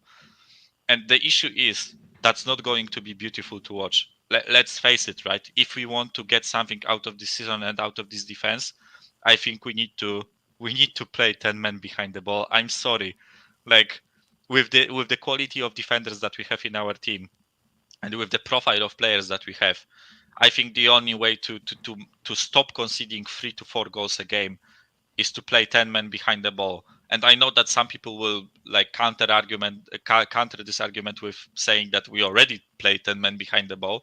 I don't really agree with it, because we attempt to press, and we attempt to like keep a mid to high line, not high line, but mid line, let's say, right? But those defenders cannot physically do that, right? They cannot keep a mid block because they are not good enough. They are too slow and too not composed to perform that task, right? So I'm sorry, but we are stuck with Conte probably for the rest of the season, right? I don't think he will get fired unless we lose like the next 5 games or whatever. So if we are stuck with Conte for the rest of the season, he has to come up with a plan for us to stop conceding, right? I would much rather us see draw games 1-1 than win them like 5-4 or lose 4-1, right? We have to stop conceding. That's pathetic, the way that we are conceding the goals. Mm-hmm. And that's basically like my main gripe with the team right now. They have to stop conceding goals. Like, fix up, guys. Yeah, the fact that we're in the top part of the table in goals scored, but we're in the bottom part of the table for goals conceded, like I kind of alluded to earlier, I think that's just taking a step forward and then a few steps back. And it's just not good enough. Like you said, Dyer's not good enough. Davies not good enough. Longley not good enough. Tanganga is not good enough. How long are we going to say they're not good enough? Michael, I feel like we could talk for hours. I appreciate all your wisdom and your insight. I like to do something on my show, so I want to give you the opportunity. Is there one final thought that you have? And then also, what's one thing you're grateful for today? Outside of the shit that we witnessed, I just like to ask something that you're grateful for. And then also, if you have one final parting thought. Yeah, so with all my rants about our defense, right? And about our coaching, and about our ownership, I think all of them are partly to blame for how this season is going, right? I don't think you can attribute all of the blame to one part. You cannot attribute all of the blame to players, all of the blame to Conte, all of the blame to Levy. You have to spread it apart, right? It's Levy's fault for not buying players for Conte. It's Conte's fault for choosing wrong players and being stubborn with his tactics and not fixing our issues. It's players' fault for being not good enough in certain areas, right? And not showing up for some games, right? And I'm like putting players, like majority of players, into it. So what what I think needs to happen, whoever the coach is in the summer, right? If it's Conte, I'm fine with it. If it's not Conte and it's somebody else, I'm also fine with it, right? I think what we need to do is stick with that guy, whoever it is, right? Conte or someone else. We need to stick with that guy for a couple of years, let them develop, and our ownership has to support that guy with what they need, right? With what they can give the guy, right? But I'm not saying like I'm not saying like, you know, when our coach, whoever it is, says I want X player for 40 million, buy them like Y player for 10 million, buy them something of that quality, right? Someone of that quality. And I think we need to finish the clear out with the defense. We need to finish it. We need to get rid of Dyer, Davis, and other guys, right? I don't want to see Dyer starting in August as a starting defender. So what I want to say is generally support the team, and I want our ownership to support the coach that they choose, right? Whether it's Conte or someone else. And I think that if you get fans on board with a coach that you support as a team, right? As an ownership, if you get fans on board with a coach that you choose and you are actually allowed that coach to work, I think we can achieve great things, right? But this what's happening right now, people arguing over everything in our community, that's not going to go well, right? We have to like stick to the plan. That's my thing, right? And Jack, I think Krusovice is a Czech beer. I'm not sure. Krusovice. Yeah, it's a Czech beer. I don't think I've had it. I don't think I've ever drank it. So you know, nation-wise, I'm going to say Tiske. Although Tiske is not the best beer in Poland. Let me get that straight. I think there are many better beers than Tiske. But you know, as a proud Polish man, I would say Tiske over the Czech beer. But you know, yeah, that's it basically, right? I think, you know, shit like this happens against. It's a shame that it happened against Leicester, because I actually expected us to do well in this match. And I think, like, quickly to finish off, I think you've asked me about what I'm grateful for, right? Maybe outside of Spurs. I just got like my last grade for my exam session this semester, and I've passed everything. So I'm grateful for this, because like the only thing left for me is to write my master thesis, and I'm done with studying. So that's great. There you go. I never did much enjoy studying myself, and when my wife does it, I don't enjoy it either, because it takes time away from everything. So glad you could take a little break. Unfortunately, you get to sit with this result a little bit, but I hope you got a little bit off your chest and it was a little bit easier to process. But thank you for joining, man. Again, great conversation. We could go for hours, but want to run through some of the other callers. But thank you for joining me for my inaugural first run here at this fan show on the Irish Hotspur. So thank you for joining me, Mikhail. Yeah, pleasure speaking with you, Jacob. Take care. And I cut him off. That's 2 out of 3 guests I've cut off as they're saying something. So apologies. Apologies. I'm getting this thing. He's like, no problem. And I cut him off. So that's my fault. We're working on it. While I'm working on my hosting abilities, please work on going over and hitting that like if you have not yet. There's really no reason not to. Just tickle it, caress it, poke it, whatever you want, whatever tickles your fancy. Do that right now, because you should. And it's only right. Show David Harris, Jack Knee. These boys work 10 hours on game day, countless hours throughout the week. So please do. Obviously subscribe, sign up for the membership if you haven't already, and definitely hit that like to show them that, you know, you're still having a good time. You've had a good time with them all day. Let's keep the good times rolling. Let's bring on our next newest member, I believe, of the fan show, member Colin of Talking Ball. How are you doing, Colin? You were on mute, by the way. How are you doing, my friend? Can you hear me, sir? I can hear you loud and clear. How are you? Yeah, I'm lovely. One thing I wanted to say, first of all, is congratulations on hitting the big times, and being on such a wonderful channel. Hey, you're here with me. I've been watching you grow. I've been watching you flourish.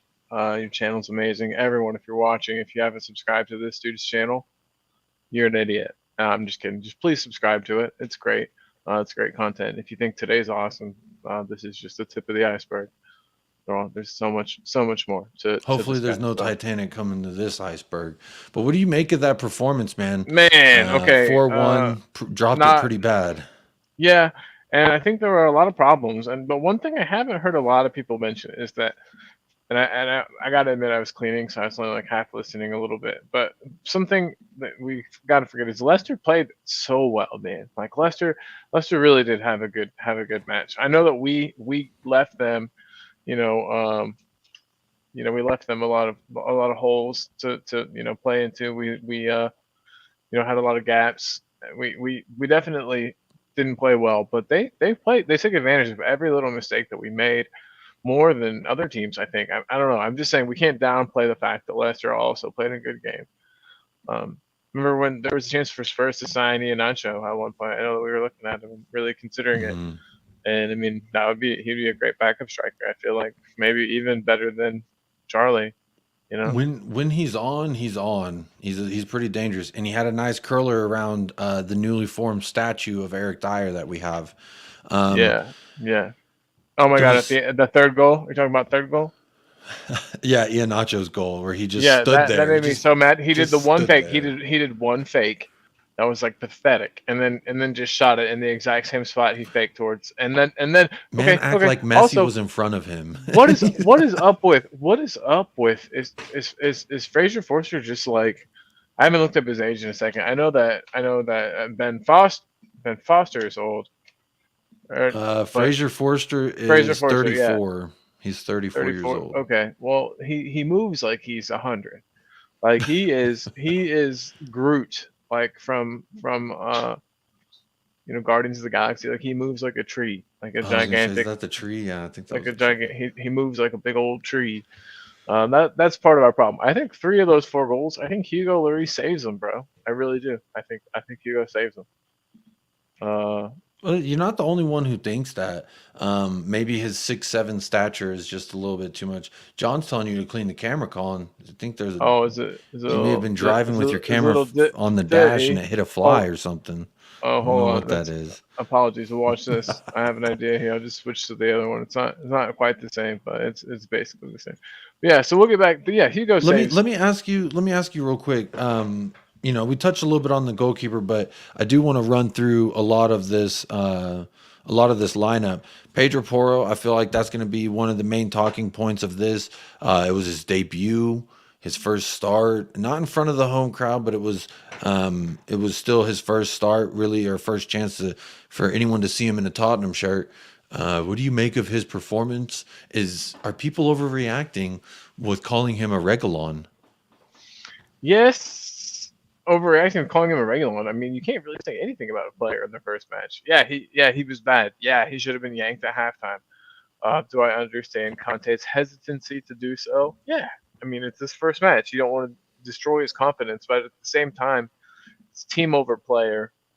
There's plenty of time to build him back up, to play him more. It could have been a good learning experience for him to see that he wasn't good enough without just completely shattering him by him getting roasted and toasted all match long. I don't know. I think Conte made a mistake by not hooking him at halftime, but I don't think he's a bad player. I don't think he's going to have a bad career with us. I just think that, he wasn't ready. They understood that he was exploited. They exploited his positioning and lack of defensive positioning. And like the commentator said a lot, we got exploited in the midfield where they learned to press because we like to use our 2 midfield 2 as our outlet players, and they learned to kind of overload there and yeah, I mean they had a good plan, they executed it well. We played terribly. Dyer, I think they scored 4 goals in their last match too. So you're mentioning their form. I believe the broadcasters mentioned it as well over here in the States that they scored 4 in their last game to come back and win as well. It's kind of the same story they wrote versus us. I want to ask you, what are your thoughts? Eric Dyer, Tanganga, Davies. I know Davies is your boy. Why is he so bad? Why did he have a 7.6 today? No, wait, he had a 7.8 today. Davies had the best sofa score rating out of all of our defensive players. Well, today, that doesn't just so that also you're- count the fact that he And had to then, pass directly to the opposition that then turned into a goal because his co-partner over there, Eric Dyer, was just fucking standing still. So, or actually, he was out of position on that goal. I got some I player just statistics for him though. If you're when you have a mistake that leads directly or indirectly to a goal, excuse me, I place you some blame. I thought Tanganga, I know the sofa score or whatever score you're reading is probably not going to love on him as much as Ben Davies because yes, Ben Davies did have some crosses, he did have some decent no, but runs in the first half. the stuff I'm looking at is all defensive too. It's that he had 16 duels, he won 13. Ground duels 5, he won 4.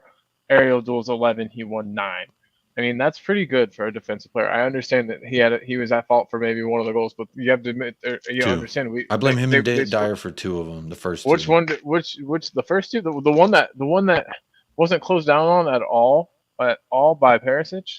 That was that goal.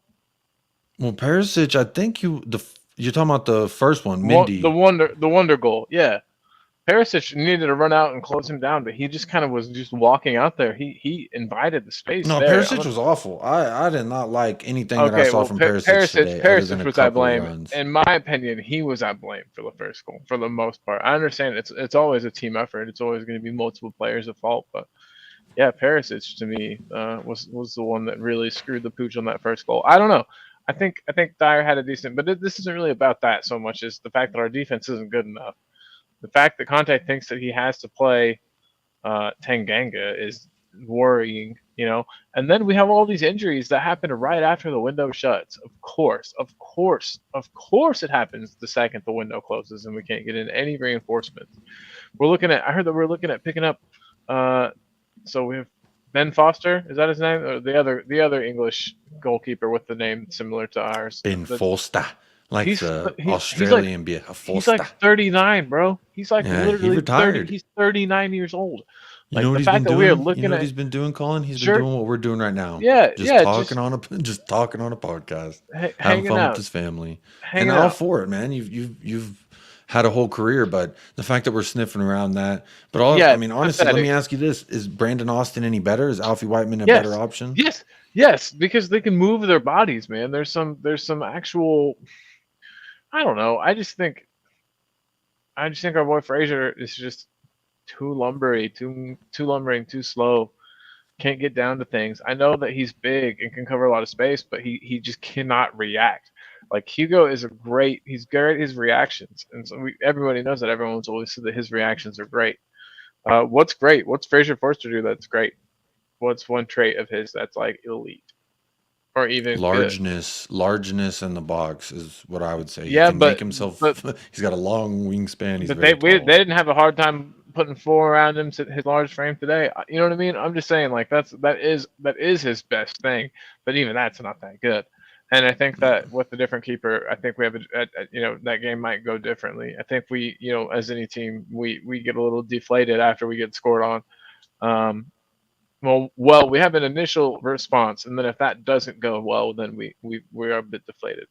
And that's like any team, but I think had we maybe, not conceded as many goals, things would have gone differently and we would have had more, momentum and maybe could have strung an attack or two together. But yeah, they really overloaded us in the midfield. It's the same old story, man. It's the same old story. A midfield 2 gets overrun in the Premier League against any team that plays a 3. Most teams play a 3. We got overrun in the midfield. They knew to. They planned it. They did it. It worked. And then at that point, we can't play out from the back like we always do because they literally cut off our supply. Then what are we going to do? It's all just. I think that Conte is great. I love him. His tactics might have done him well, and I understand his hesitancy to deviate from what has worked for him in the past. But man, it's not working right now, right? Like clearly, and a good smart person. It's a true artist doesn't blame his tools. And so if he was a true artist, he would be able to use these tools. Mourinho, as much as I hate him, was able to play the team in a way that got us points. Question And for you: you praise Davies but blame Conte. I mean, I'm just blaming Conte in the fact that I think that he's playing tactics that have shown that they're not working. I'm praising Davies and it's two different things.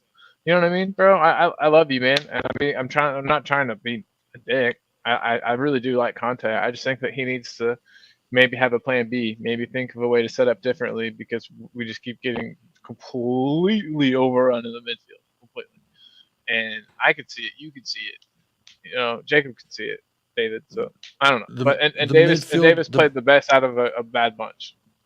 The midfield was a struggle, I will admit. I thought it was just a very pretty open match there for the first part. I want to ask you, Colin, real quick. Do you have any hope and anything you saw from some of these substitutes? Did Richarlison bring you any happiness? Did Danjuma? I know we saw Sarr come in, but that was due to injury. Well, okay. One thing I got to say is I have to leave in about 5 minutes to go hop on another buddy's channel. Marlon, shout out to Marlon. I was about to cut you off in 5 minutes anyway, so it's perfect timing. See, that is perfect timing. So yeah, no, I thought. So is it Pape or is it Pap? They call him Pap on TV. It kind of sounds dumb to me, but if that's his name, I call apologize. him Papa, just because I like it more. So it really can be whatever you want it to be. I don't think it's Pat. I think it's Pape. But that's what I'm calling him.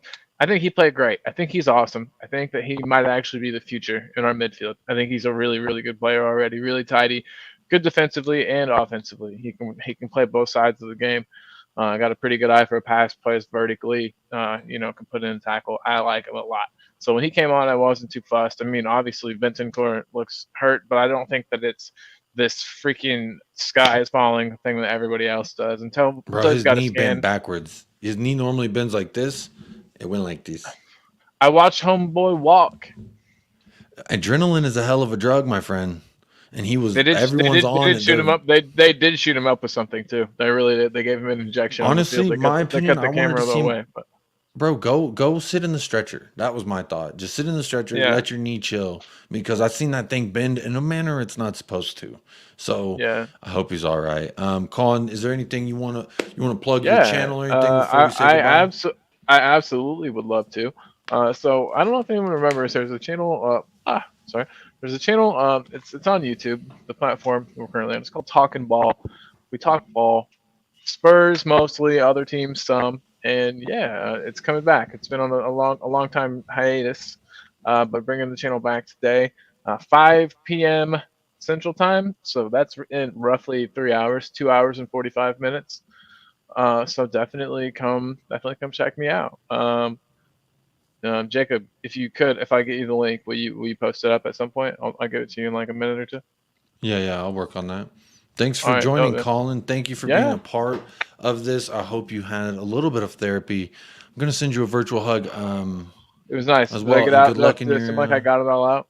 I feel good. I do feel good. Yeah.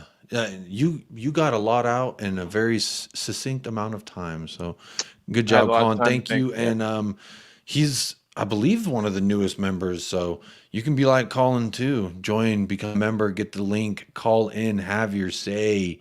Do what it do, my friend. Call in like Colin. You see, you like that? Big house, buddy. Good luck in the rest of the day. Cheers. Good thing I didn't cut him off. So that's 2 of 4 that I have cut off out of the 4 guests. But we're going to keep it rolling along. I have a guest. Let me know if you're ready. I'm looking for you. I believe everyone knows who she is. So without taking too long to introduce her, let me just bring her straight in. Queen Ellie Hoiberg with THFC Till I Die. How are you doing? Yes, Jacob. You can hear me.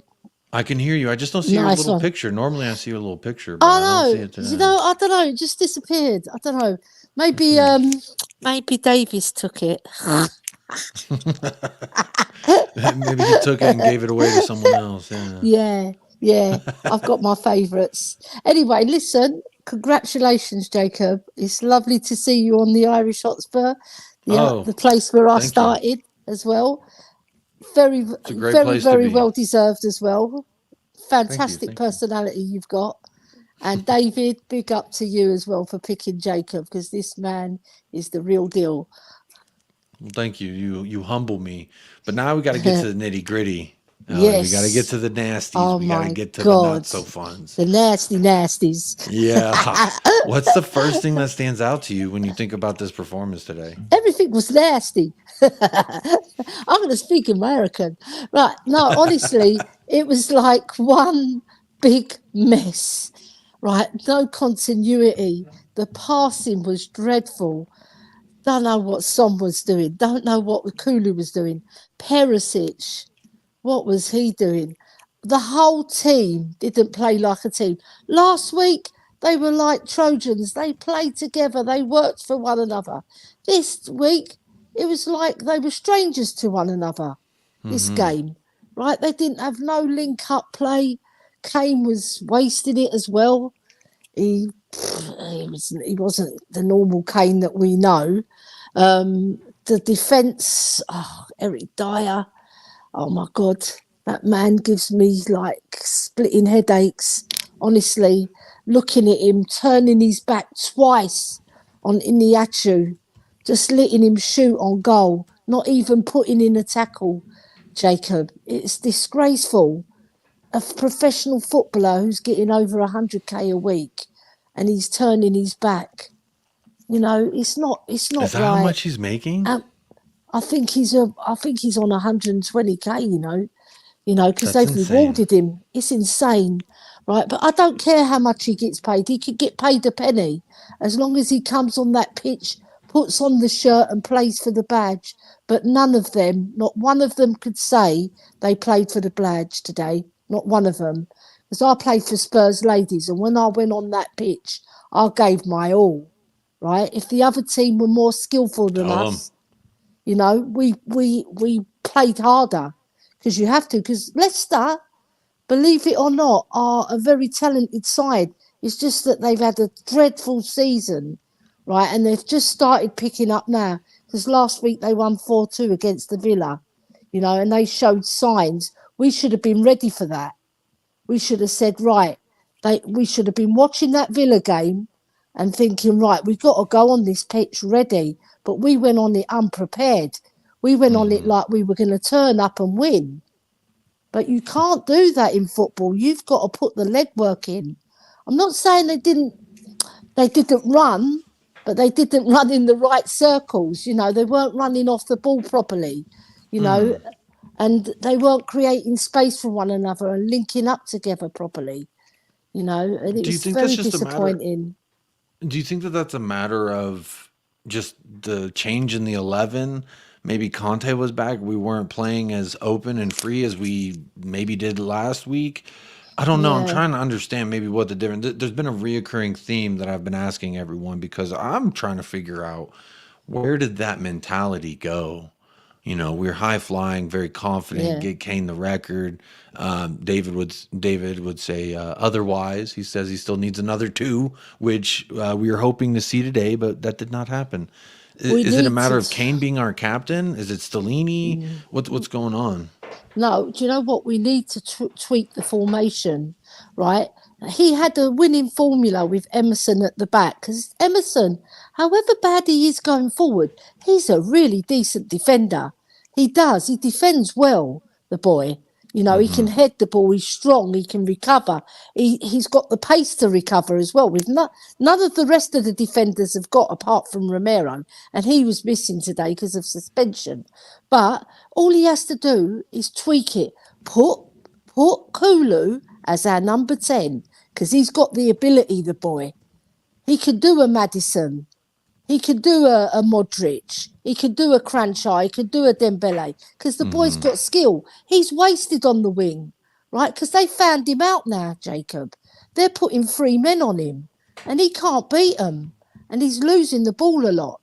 And then if they had Porro bombing down the wing instead, right, with linking up with Emerson, that would have worked perfect. But Conte's very rigid. He doesn't want to change his formation. But the Premier League is different. It's grown differently now. There's lots of physicality and teams find you out because they see how we play. They see that Davies passes it into Kane and they were on it. You see, when they nicked in, they got it off Kane and they scored a goal. Yeah. Yes, because they're not stupid. They do their homework on us. you know. So I was very disappointed the way we didn't change it as well, because that's another thing. I don't like to call out Conte, but sometimes he does his substitutions way too late. Not sometimes, a lot of the time, sorry. A lot of the time, like, what did you say? 65 minutes was Bentancur, but he had to do that one. And then the next one was 75 minutes. So he gave them 15 minutes to recover. Well, it was 65 minute for Papa Matassar, and then 75th, Emerson and Richarlison. You see, But too within late. that amount of time, they had a goal ruled just barely offsides. So Yeah, that would I have been mean, 4-1. And then they scored again short they on the got the fourth 80th anyway. minute. Yeah, it's a Yeah, tough and one. then the game was done. The game was over. It was over at 3-1, but if we'd scored, we would have had a glimmer of hope. Yeah, but the way we were playing, I didn't see us scoring because we didn't have no continuity up front, and Son was running into channels that weren't even there, you know. So, nah, we've got to put it down to a bad day at the office and put our mentality straight now. Right, we're going to have Romero back. We've still got Højbjerg in midfield. We can bring Skip and Sarr in, because Bentancur looks like he's done for the season. It looks like that way anyway, the way that his knee bent back. Yeah, that looked wasn't like nice. it wasn't a nice injury. Right, so we have to recover. I think he should put Kulu as our number 10, honestly. If you're listening, Conte, come on, do it. You did mention that last night on my show. I think you were in the chat and you did mention that Yes, to play Kulu in the 10. Because he's got the who you putting on skill. the right? Danjuma or Richarlison? Yeah, no, I would put back Danjuma. I liked what I saw when he came on. It's very Okay. physical, very Got a physical. large frame, Yeah, you see how he did that dribble, and he just was a little bit unlucky not He to get also through. there on one of our corners. He was not afraid to take a shot off the volley, which it looked like he had a good hit. Unfortunately, someone was right there to block it. Yeah, But it they looked like blocked he got a it. pretty good chunk of that ball whenever it came through to him. So Yeah, but Colin called I it good agree. as well. I did kind of like what I saw from some of Danjuma. I feel Yeah. bad for Papa Matassar. He got kind of thrown in there as well. Davinson came in, got turned around, or he fell, I think, in the first Oh 5 my minutes after God. coming in. That boy, It's he's got skates for boots, hasn't he? He really has. He always slips over like ice skates. He always falls over himself, right? But do you know what? All credit to Leicester, because they got on that pitch. They gave their all. They deserved their 4 goals, you know, and they gave it their all. They made us look silly, really, but they didn't even have to go into a second gear. They didn't have to. They just stayed into first gear and cruised through the match. Because we didn't give them a match, did we? What do you It's a make of shame. this comment, Ellie? Wolf Mauler, shout out Wolf, says, I think a lot of tired, often repeated criticisms of the players can't play the system or that go out the window in view of the performance against City. Do you think that we should I have like just Wolf ridden our Miller. form?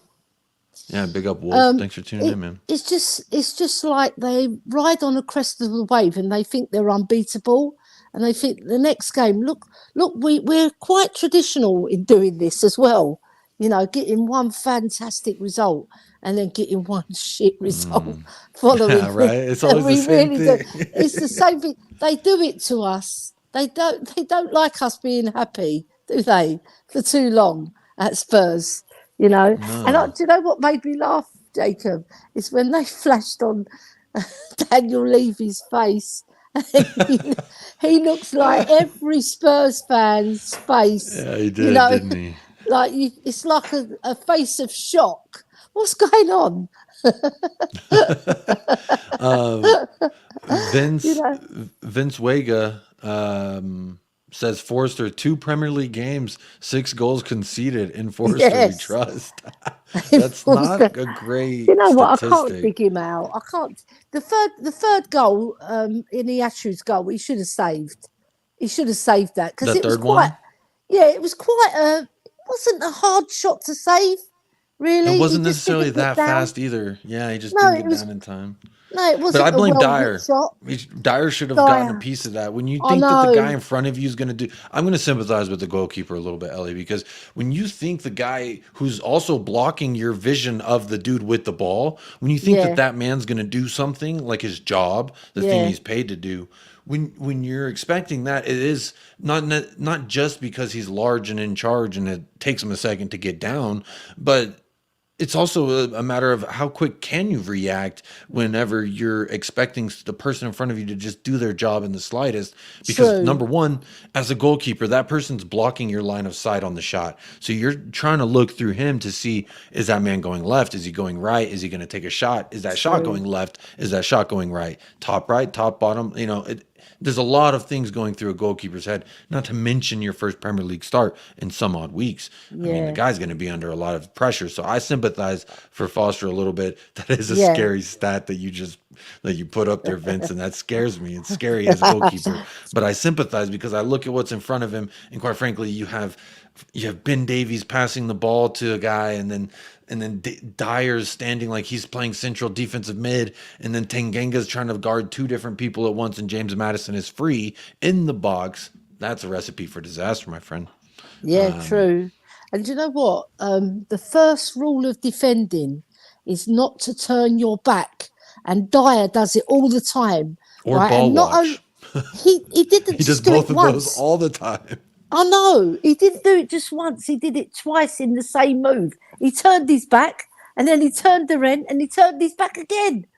What's going on?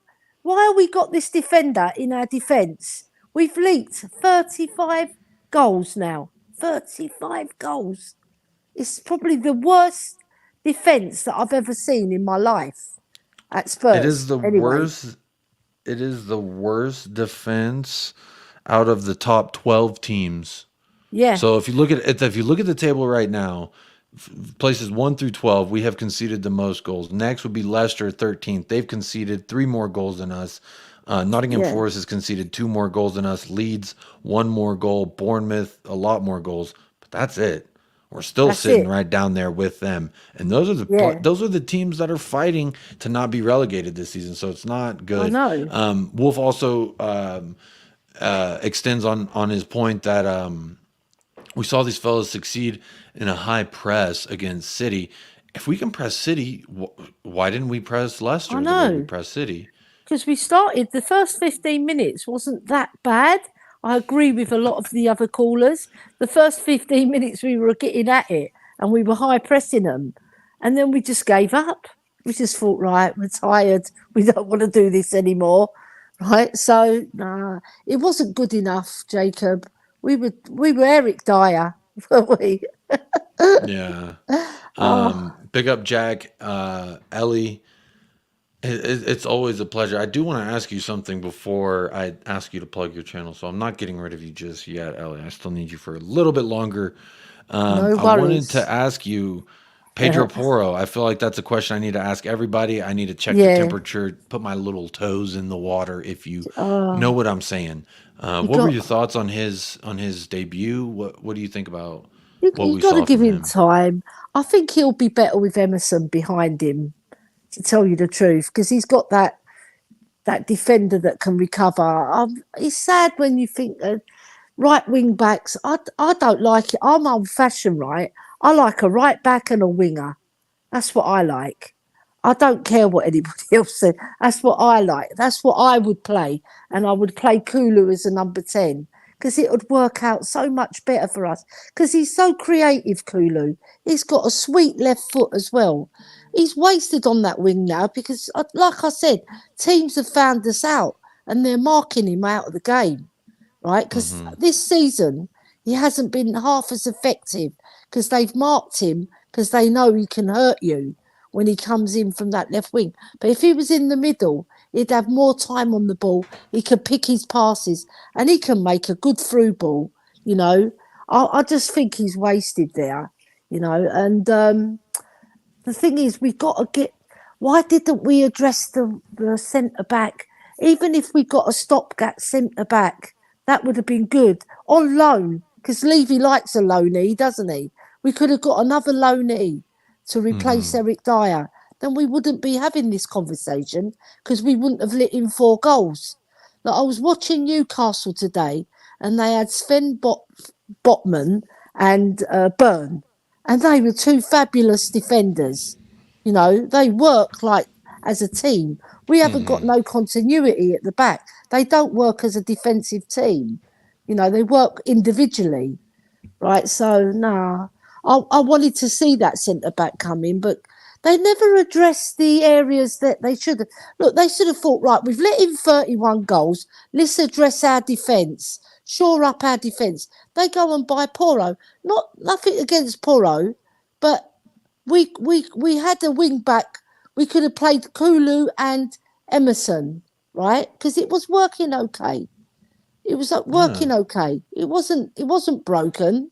All right, Emerson was having a few bad games earlier in the season, but he's picked up now, you know, and he's worked it out that he shouldn't go forward. He should just defend, right? So I don't know. All I know is that our defence needed strengthening and they didn't strengthen it. So if we're not going to get 4th place, then I don't even care about 4th place, to tell you the truth. I prefer to win a cup and get some glory back into our club, win the FA Cup or the Champions League or both. Yeah. But I can't see us winning the Champions League. You've got to be top draw to win that competition with a solid defence.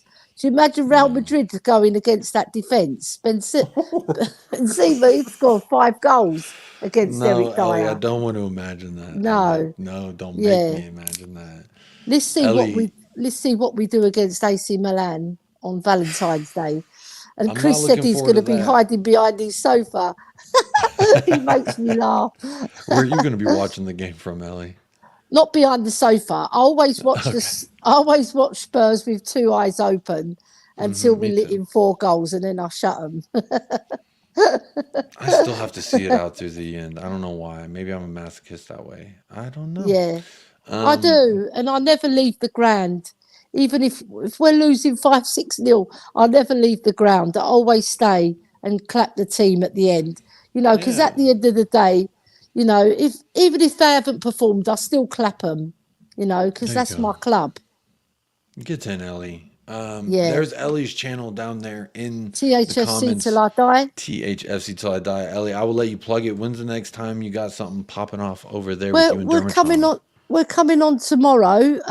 We're doing a couple of shows this week and next week, so I'll leave them as a surprise because we've got a good one coming up. You know, but I'll leave it as a surprise because I want the viewers to think, right, we've got to tune in. Come on. And also tune into this guy, Jacob, United Spurs of America. Fantastic. And Papa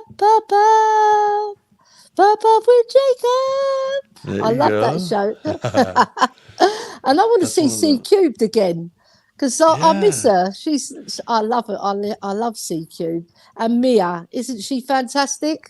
Yeah, Mia always gets mad at me though because usually those pop-ups tend to be whenever she's first waking up. Yeah, and then she'll jump on and I'll ask her a question. She's like, "Calm down, Jacob. I just woke up." So sometimes me and Mia don't disagree on things, but we're good mates. You know, we talk about Greek food behind the scenes, and you know, Mia's a lovely lady. You know, I can talk about Greek food all day. What she's good at, she speaks her mind and she doesn't change her mind. She sticks to her beliefs, which is good, right? Don't let other people influence your opinion. If you've got an opinion, keep to it. That's what she's good at. I love Mia. She's lovely. And our Dermatron as well, coming back from a heart attack, recovering, coming back, and he's a trooper. And he's working so hard behind the scenes to get all our shows together. So big up to Dermot and obviously Philip the Godfather Brady. Brilliant too. Big up Philip. The mind of information. Yeah. Well soon, man. I saw you on stream today, so man, don't push yourself too hard. But big up, Ellie. Thank you. Thank you, Jacob. Thank you for joining. Thank you for joining my first fan show over here. Thank you so much, Ellie. Always with the kind words, Queen Ellie with THFC Till I Die. You can catch her at the link below if you haven't already. And let's cheer on the boys against AC Milan because they're going to need our help. Oh yeah, they need all the help they can get. So come on, you got some Come on, you voodoo, some Spurs. dolls, witchcraft, whatever. We'll take it. We need some Yeah. help. Come on, Big you up, Ellie. Spurs. Have a good Bye rest bye, of your evening. Jacob. Good evening to Cheers. you. Bye bye. Take care. And there she goes, Queen Ellie. So please do subscribe if you haven't already. Well, we're coming up on almost an hour 50, 2 hours. Geez, we're having a good time here. I'm having a good time. I hope you are too. Please do hit that like, hit that subscribe on the Irish Hotspur if you haven't already. What are you doing? If you haven't, please make sure you do that as well. And then my link has been posted in here a few times. You can catch me at United Spurs of America, at U Spurs of U on Twitter, or excuse me, at U Spurs of A. But without further ado, let me bring on the man, excuse me, should I say the gentleman. He was first in line today, but he so humbly gave up his position because he wanted to allow Mia and the others to go. And we've got him now here live and direct. Mark, how are you doing? Mate, I'm really good, mate. Thanks for the show. So massive debut, say, with yourself, Jake. Really Thank good you. stream. Really good show. Well done, mate. Appreciate that. How are you feeling after this this performance? 4-1 versus Leicester at the King Power. How are you feeling? You know, we're a few hours out. But what's your feeling right now? Do you have any initial gripes towards our team that you want to get off your chest? Well, I think myself, I've been through the roller coaster, the roller coaster, the up, the down, the disappointment, all the different stuff, all the emotions. I think, unfortunately, Spurs fans, we're used to it. We are, unfortunately, it comes to it. I think unfortunately, it does come with the territory. Sad to say, with being a Spurs fan, I think in terms of the teams, because it was the high against City, with Harry's record. The big game, all the to and fro with Pep, to be so high from that game and then to come so low down with this, that was really, really. I mean, there's much to be followed in terms with like the surfing. It's not just in terms of the height of the wave; it's the depth under when it goes under. It's Very the two good side point. by I like that. I like that you just brought that together with my analogy earlier in the show. That's very nice, Mark. The drop off was quite steep. Let's just get right into it. I'm going to start asking you about some players, and I want to know how you felt about them. Pedro Porro, he was our big January signing, our game changing right wing back. Got his first start today. He went a total of how many minutes? It was 75 minutes. What do you make of it? Well, if I say in terms of Porro, I do hold my hands up. I was also, I think, with the fans. I was all the fans.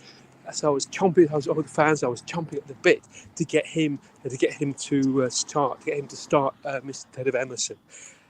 Because obviously, my thinking was really in terms of with Porro, he needs time to bed in. He needs game time before Milan on Tuesday. And I thought, if you want a good game to go for, you've got to go against the team. Historically, we always beat Leicester. We beat them, we hammer them. We have big games. There's big goals. And if you want to line up a game to bring Porro in for the debut, you couldn't ask for a better team than a Leicester. But he was off. So I don't know, the same. I think as people have probably said, he needs more time to bed in with the team. Maybe it's more time on the training ground, but just really, they were just at 6s and 7s. They weren't speaking the same language. Yeah. Like Aaron says, he says, I think Porro got caught out by the pace of the game. I think that's pretty true. He just too many times Harvey Barnes was turning him around. I mean, I think in the first 5 minutes he was already getting spun around by Harvey Barnes over there. That was a little bit worrying for me. I thought offensively he had some bright spots. There was a pass I remember specifically that he saw Kulusevski in the box and he hit a ground pass right to him. Yeah. I thought Kulusevski should have one-timed it, just redirect that. It was a fast-paced ball, so it'd have been, you had to react quick, but just redirect that. You already got the power on the ball, just redirect it. You may have got a chip-in goal right there from Kulu, but I thought offensively he showed a little bit. Just defensively, I thought he was getting turned around way too often. Oh, yeah. I mean, that's true. It's true. And I think as people said when we first signed him, I think they said even like some of his early stats. They said he's a big name when he goes forward, but defensively, there are questions about him, and obviously that's something really that Conte needs to spend time with him on the training ground. They really need to try and either say like speed him up, really just find a way to get him back to the let's say to get him up to speed to the Premiership. So You know, I predicted as well. You said you threw your hands up and said you wanted to see him start. Mia threw her hands up, said she wanted to see him start. I'm throwing my hands up too, Mark. I wanted to see him start. Everyone, I think 80% of Tottenham wanted him to start, and 80% predicted Emerson to start. And then we saw Porro get the start. Wasn't his best performance, but I do agree with John Stokes' comment here. Shout out John Stokes. He's been in the chat all evening. Big up John Stokes. Says Porro's first game, so can't be justifying lambasted. Give him some time. I do agree. Does need a little bit of time. I think I agree with Aaron as well. The pace of the game. The Premier League is not necessarily the easiest game, especially when you've been playing in, no offense to the Portuguese league. There's some great talents that come out of there. But quite frankly, your opposition's not even a struggling Leicester. They're not as quality as that. And the style, the reffing, the pace of the game, there's a lot to be adjusted. I thought we really threw him into the deep end to see if he could swim. And I don't know if he swam, but he didn't drown. I'll put it that way. Yeah, that's true. Yeah, that's true. That's true. Yeah. I mean, that's true. It's true. And the thing is, and the other thing I think also to remember, to get him, even let's say in terms of the signing, to get him over the line, he really wanted it. He didn't want. I mean, he wasn't someone who's going to go, which team do I go for? Do I go for the money, for the lifestyle, for the sunshine, or whatever? He really wanted to come to the Spurs. So even though, as I say, the debut was a tough game. Deep inside, his heart is in the right place, and as long as his heart's in the right place and the motivation's there, all it just needs is the right backing from the fans, from the trainers, really to get him up to speed. That's a good point that you mentioned about the heart. I mean, I think we could say the same for Emerson. He hasn't been great or good by any stretch of the imagination for his Tottenham career. I don't think anyone would say that, but he's got the heart and he's got the desire to be better, and he's investing his money as well to get better. That's what you want to see. You want to see someone fight for the badge. How's Lucas stayed around so long? How's Ben Davies? Ben Davies, say what you will, I don't think he's good at all. He needs to have been gone 5 years ago. But he will throw his body in front of a shot. He will sacrifice his body. And at the end of the day, I think that's what's kept him around so long. So, I think Pedro's got, exactly like you said, I think he has the heart. And I want to see some more of that. Yeah, exactly. So, yeah. I wanted to ask you also, I just want to move up a little bit further up the pitch and talk about the front three with Kulusevski, Harry Kane, and Heung-min Son, Heung-min Daddy, as I like to refer to him. Not too much daddy lately, but what do you make of the front three? Were they pretty invisible for you? Did they do anything nice that you remember? Well, I think for me, what really stands out, there was so little service. Just because the midfield, it was the two in the midfield, were just being overrun continuously. There was no service for them. But when there's no service, then it makes it really, really tough. And the other thing, especially as Queen Ellie said in the last call, Leicester, who played last week against Villa, that was a derby game, and that was a big game for them. And they threw it, and they how shall I put it? They played big. They played big at Leicester. So the warning signs were there that they would be big for us, and they turned out against Leicester. They turned out against Villa. They turned out big against us. So I think just really because how shall I put it? Their defence was really was a whole lot sharper than we expected.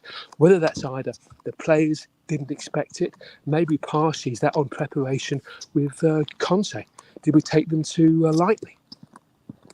It might be a little bit of that. That's a good question, because I've been asking everybody. So it's now time I ask you about that drop off, like we were kind of saying, is it was pretty apparent. I mean, the competition level of City to Leicester, maybe it is a little bit of that. We just thought of ourselves too highly. I don't know. Too confident. Maybe the boss was back in town. You know what they say? Sometimes when a substitute teacher's conducting a class, you might be on your best behavior. You might be a little bit more worse than you usually are. We saw us on our best behavior for City, but Real quick before I ask you the next question, I want to say big ups to Ellie. The guest who we just had on has a big, major super chat for the Irish Hotspur here. Says, this super chat is in honor of you, Jacob, and the fabulous hosting. You're just a natural, and what a great personality you are. Such a unique, talented guy with such charm. Thank you, Ellie. You make me blush and make everyone feel so relaxed talking with you. Traore is coming on next. If he ever responded to the DMs, Ellie, I would have him on my show in a heartbeat. Big ups to yourself, Ellie. Thank you so much for this super chat. I really don't know what to say other than you humble me, you grace me at every chance. So thank you so much for supporting the Irish Hotspur. Thank you so much for supporting myself and Michael over at United Spurs of America. Ellie, the Queen of Tottenham, Queen Ellie Højbjerg. Thank you so much for that lovely donation. Mark, I want to ask you. We were talking about the front three just a little bit. Do you think the leadership of Kane might have been the fact that he was our captain and he was still kind of relatively quiet? What do you take? What do you take away from Kane's performance today, especially coming off of such a high, breaking the record at home in front of the fans?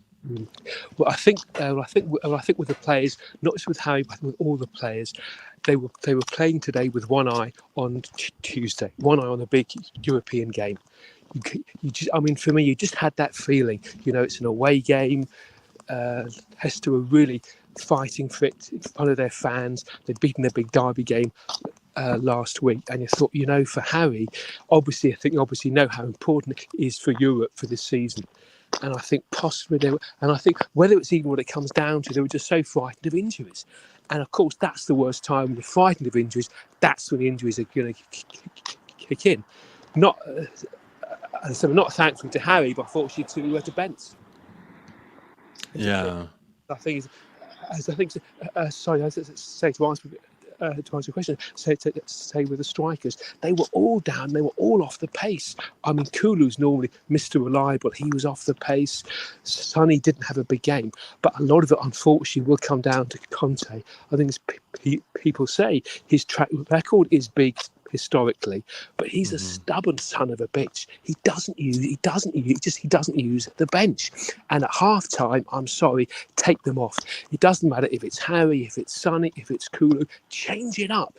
They were reading us so easily. But had he thrown in, you know what? I'm saying, let's change it up. Throw Hitchy on. Throw Danjuma on. Not the last 10, 15 minutes, but like the second half, bang, just get them straight on. Yeah, I agree. I thought, maybe that Pedro Porro could have gotten subbed at halftime as well. Oh, he used to. I'm a little bit reluctant to sub out Heung-min Son personally. But also, real quick, I want to shout out Aaron Dubb, a loyal member of the Harris Army and major supporter of United Spurs of America as well. Big supporter of a lot of YouTube channels. Mr. Aaron Dubb says, "Yup, Ellie, I'm not as rich as you, but great job, Jacob. Thank you both so much. You have humbled me. If anything, y'all are just helping everyone know that, maybe I can come back and do this for a second run. Maybe it wasn't too bad letting me take over just for a little while, just for a temporary little bit. But thank you, Aaron, as well, for the super chat. Big ups yourself. I really appreciate the fact that y'all felt so compelled to do that. Big ups, Ellie, as well. Thank you so much.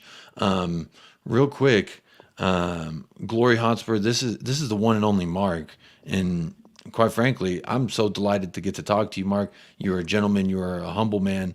And I often find myself agreeing with you a lot.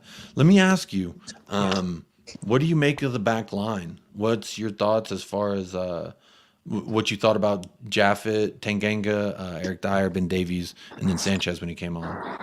Well, Sanchez, it's also be the tough call to play Sanchez or Tanganga. But I think so with Sanchez, people are calling him to change it a whole lot sooner.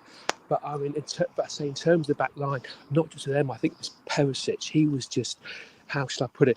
I don't know if it's something people have seen before with Perisic. When he plays for the country, he puts on the Croatian shirt. The man is a dynamo. He's up and down that pitch. He's an absolute star. But when he plays with the Tottenham shirt, he's had a couple of big games, but he is not reliable. Whether it's I don't know whether in terms of say the age, the speed, whatever, he's just been turned inside out. Yeah, it's really frustrating to me when I think about some of the goals. Before the World Cup, it was 9 out of 10 matches I remember that Eric Dyer was responsible for Oh, goals yeah, conceded. It yeah. was 9 out of 10 games. And that in Oh, some of those games, I think 2 or 3 of those games, there was 2 goals that he was at yeah, fault for. yeah. So it's been poor. It hasn't been good enough for me. When Tanganga is the brightest, in my opinion, out of those three, Yeah. clearly someone's struggling. Maybe we missed Romero a little bit today. Yeah, I yeah. don't know. Hugely. Yeah, yeah, yeah, yeah. You do so you do think that the fact that we didn't have Romero, that red card versus City, you think that cost us today?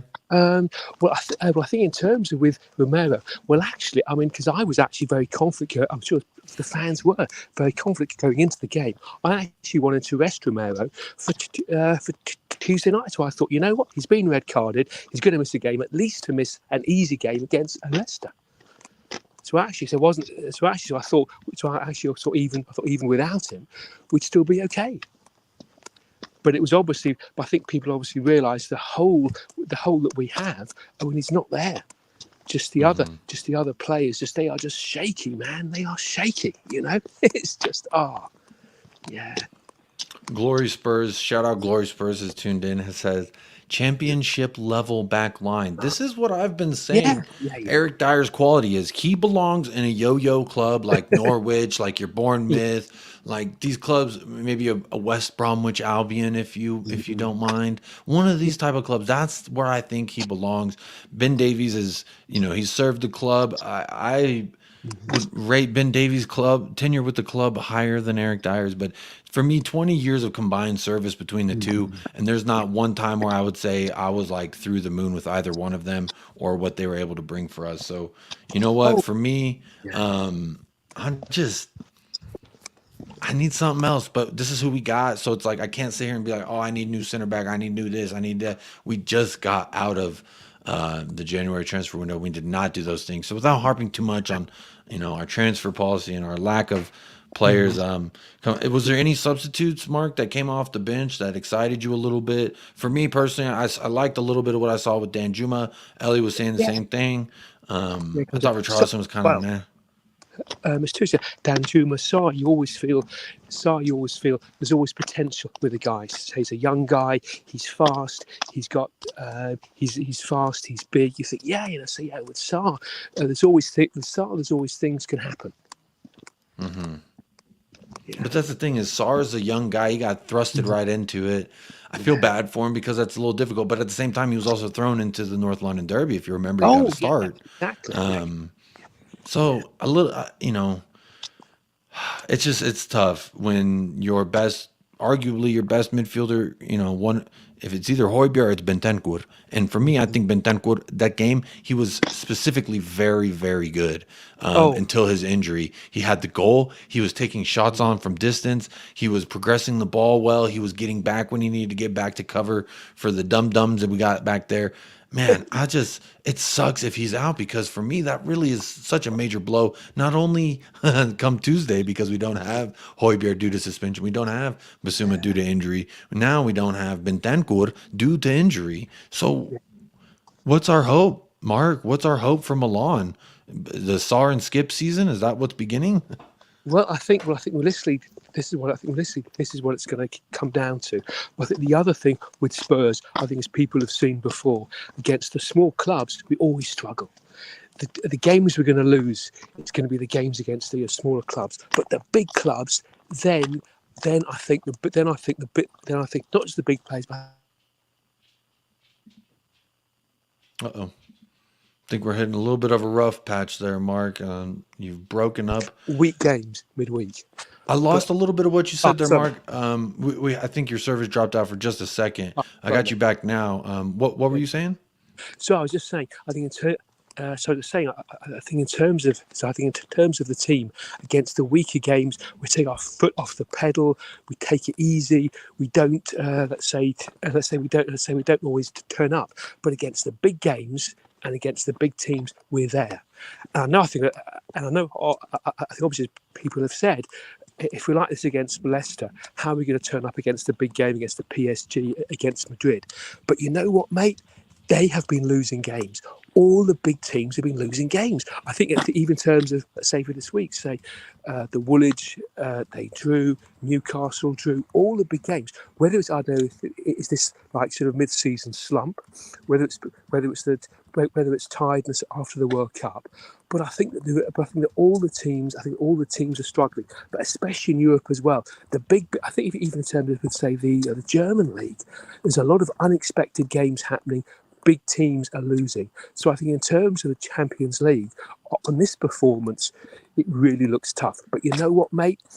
Against the big teams, and especially in the big games, we turn up. And I think in the European game against Milan, yes, we're going to miss Bentz, we're going to miss Højbjerg, but I think if the players can turn up and they put on the shirt, they wear the badge, I think, you know what, we can make it.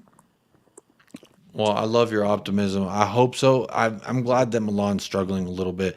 I've often touted them as having my favorite left-sided duo in the world, with Leao and Theo Hernandez, two quality players that I would love to see in a Tottenham Hotspur shirt sometime. But they've been looking a little. Leao's lacking some confidence. Theo Hernandez missed a sitter yesterday. When I watched AC Milan play, I think they played Torino, if I remember correctly. Yeah. He missed a sitter. He had a great opportunity. I hope they carry that lack of confidence over into February. February 14th, Valentine's Day. Big up Ellie. I'm seeing some super stickers come up. I don't know what they are, but big up Ellie. I don't see anything in the YouTube chat that indicates what kind of sticker this is, but big up Ellie. You've done more than enough, Ellie, but your gratuitous nature is not soon forgotten. So thank you so much, Ellie, for all your support. Mark, before I let you go, I want to ask you. Not everyone I gave the chance for this, but I do want to ask you because it has been such a good conversation. Not taking anything away from the other conversations, but because I do want to ask you, what is one thing that you were thankful for today? And then if you have one final parting thought that you'd like to share with us all. Oh, blimey. Let me think. One thing I'm thankful for. I think in terms one thing I'm thankful for. You know what? We got beat, but we still scored. Our defence may be weak. Everyone knows it, but you know what? We're always going to score goals, even if the whole team performance is absolutely down the pan. You know what? You can always bank on our team to get goals, and if we can get the goals, then I think, you know what? We are always in. I think we're always in. I think we're always in. I think we're always going to be in, as I'm saying, with a big shout. Well, Mark, thank you so much for joining my inaugural episode of the fan show over here on the Irish Hotspur. Jack Knicky's clarifying real quick, says she's giving me a fist bump and a bravo. So big ups, nice. Ellie. Thank you so much. Thank you so much. I'm humbled and I'm honored to be here, and then to share just a good conversation with all the guests that we've had. Honestly, today has been, you know what? It was not a good game. Not good in the slightest, but I've had a good time being here nonetheless, sharing conversation with everyone.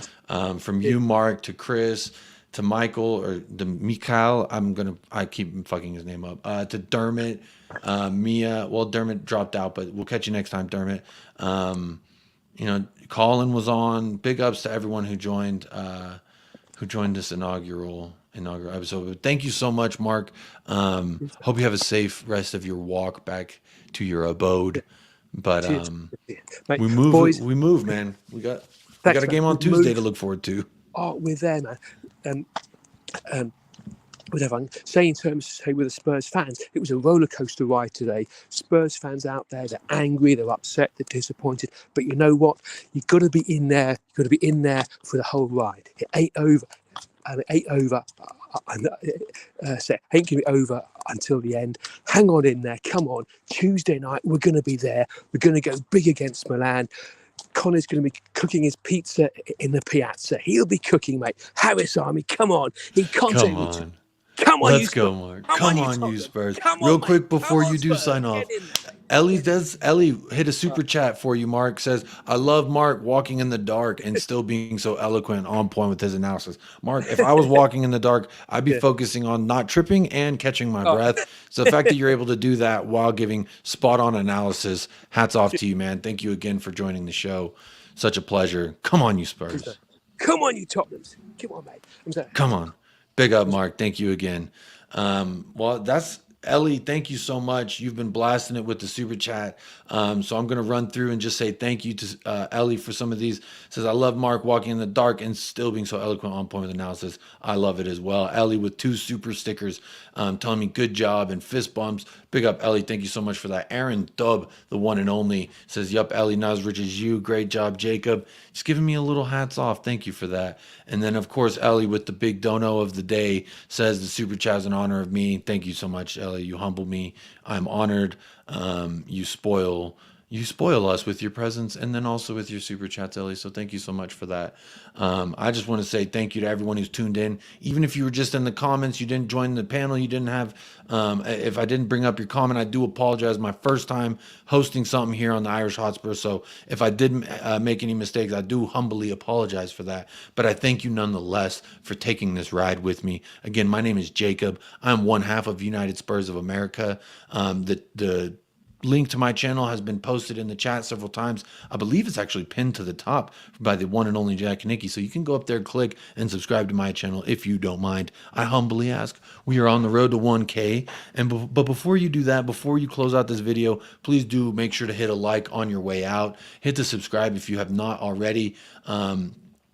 Because why haven't you subscribed to the Irish Hotspur?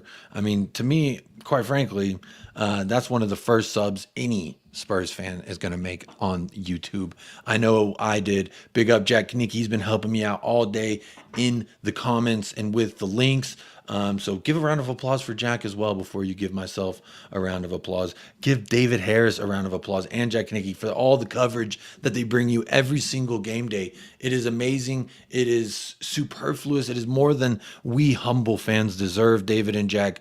But nonetheless, every game day, whether it's Premier League, FA Cup, Carabao, or Champions League, you always bring it. You give us your all. So when you ask me to come on here, how could I not do anything but give you my all and give you my all the, the love and the hugs that I got for everyone. So big ups. If you were in the chat today, big ups. If you're watching this back on replay, make sure you do hit that like. We're at 98 likes, y'all. 2 more likes and that's 100. I was about to sign this show off, but I'm just really trying to hang on till we get hit 100 likes. We get hit 100 likes. We're at 98. Let me hit refresh one more time. And while I wait for those last 2 likes to come in, because I know they're coming from such a loyal set of fans that we have here at the Irish Hotspur, let me just say thank you again to Ellie, to Aaron Dub. Let me thank Ellie actually 4 times over for all the donations that she had given us. Is just quite humbling. Jack says 10 out of 10, 3 likes with 2 likes off. Who's slacking? Big up, Edith. We are on the way out. Jason Bell says, fantastic job today, Jacob. Big up, Jason Bell. Thank you so much. Phil Baby, thanks, Jacob. Great hosting. Big up, Phil Baby. Thank you so much. I see you in the Irish Hotspur chat all the time, so to get your approval means a lot to me, my friend. Thank you so much. Again, I'm going to go, boom, 100. There we are, 102. We broke a hundo. Come on, you Spurs. We took an L, but we break in 100. That's what I like to see. This is a damn good place to be. I'm so honored to have shared this screen, to brought this for you all. Humbly, just very, very thankful to you, David and Jack. Big up yourselves. And if you haven't already, make sure you do hit that like 103 and counting. Come on, y'all. Let's get this thing going. Big ups. Again, can't thank you enough. We hit over 100 likes. With your boy Jacob from United Spurs of America hosting. That's quite a big deal for me. So I'm riding high. You know what? Y'all have made my night, because honestly, I was not feeling too good before this stream started. I was still a little down. I was thinking, this and that kind of negative. But at the end of the day, y'all got this my first time. I got to talk with so many different people. Thank you. Shout out to all the guests that joined, but everyone in the chat, I've been reading it. I've been, just ever so thankful. So again, without taking too much longer, just blabbering on, Just so thankful for y'all. Appreciate everything. And Conte, I trust. Hopefully you still do. If not, come on, you Spurs. Up the lads. Come on, you Spurs.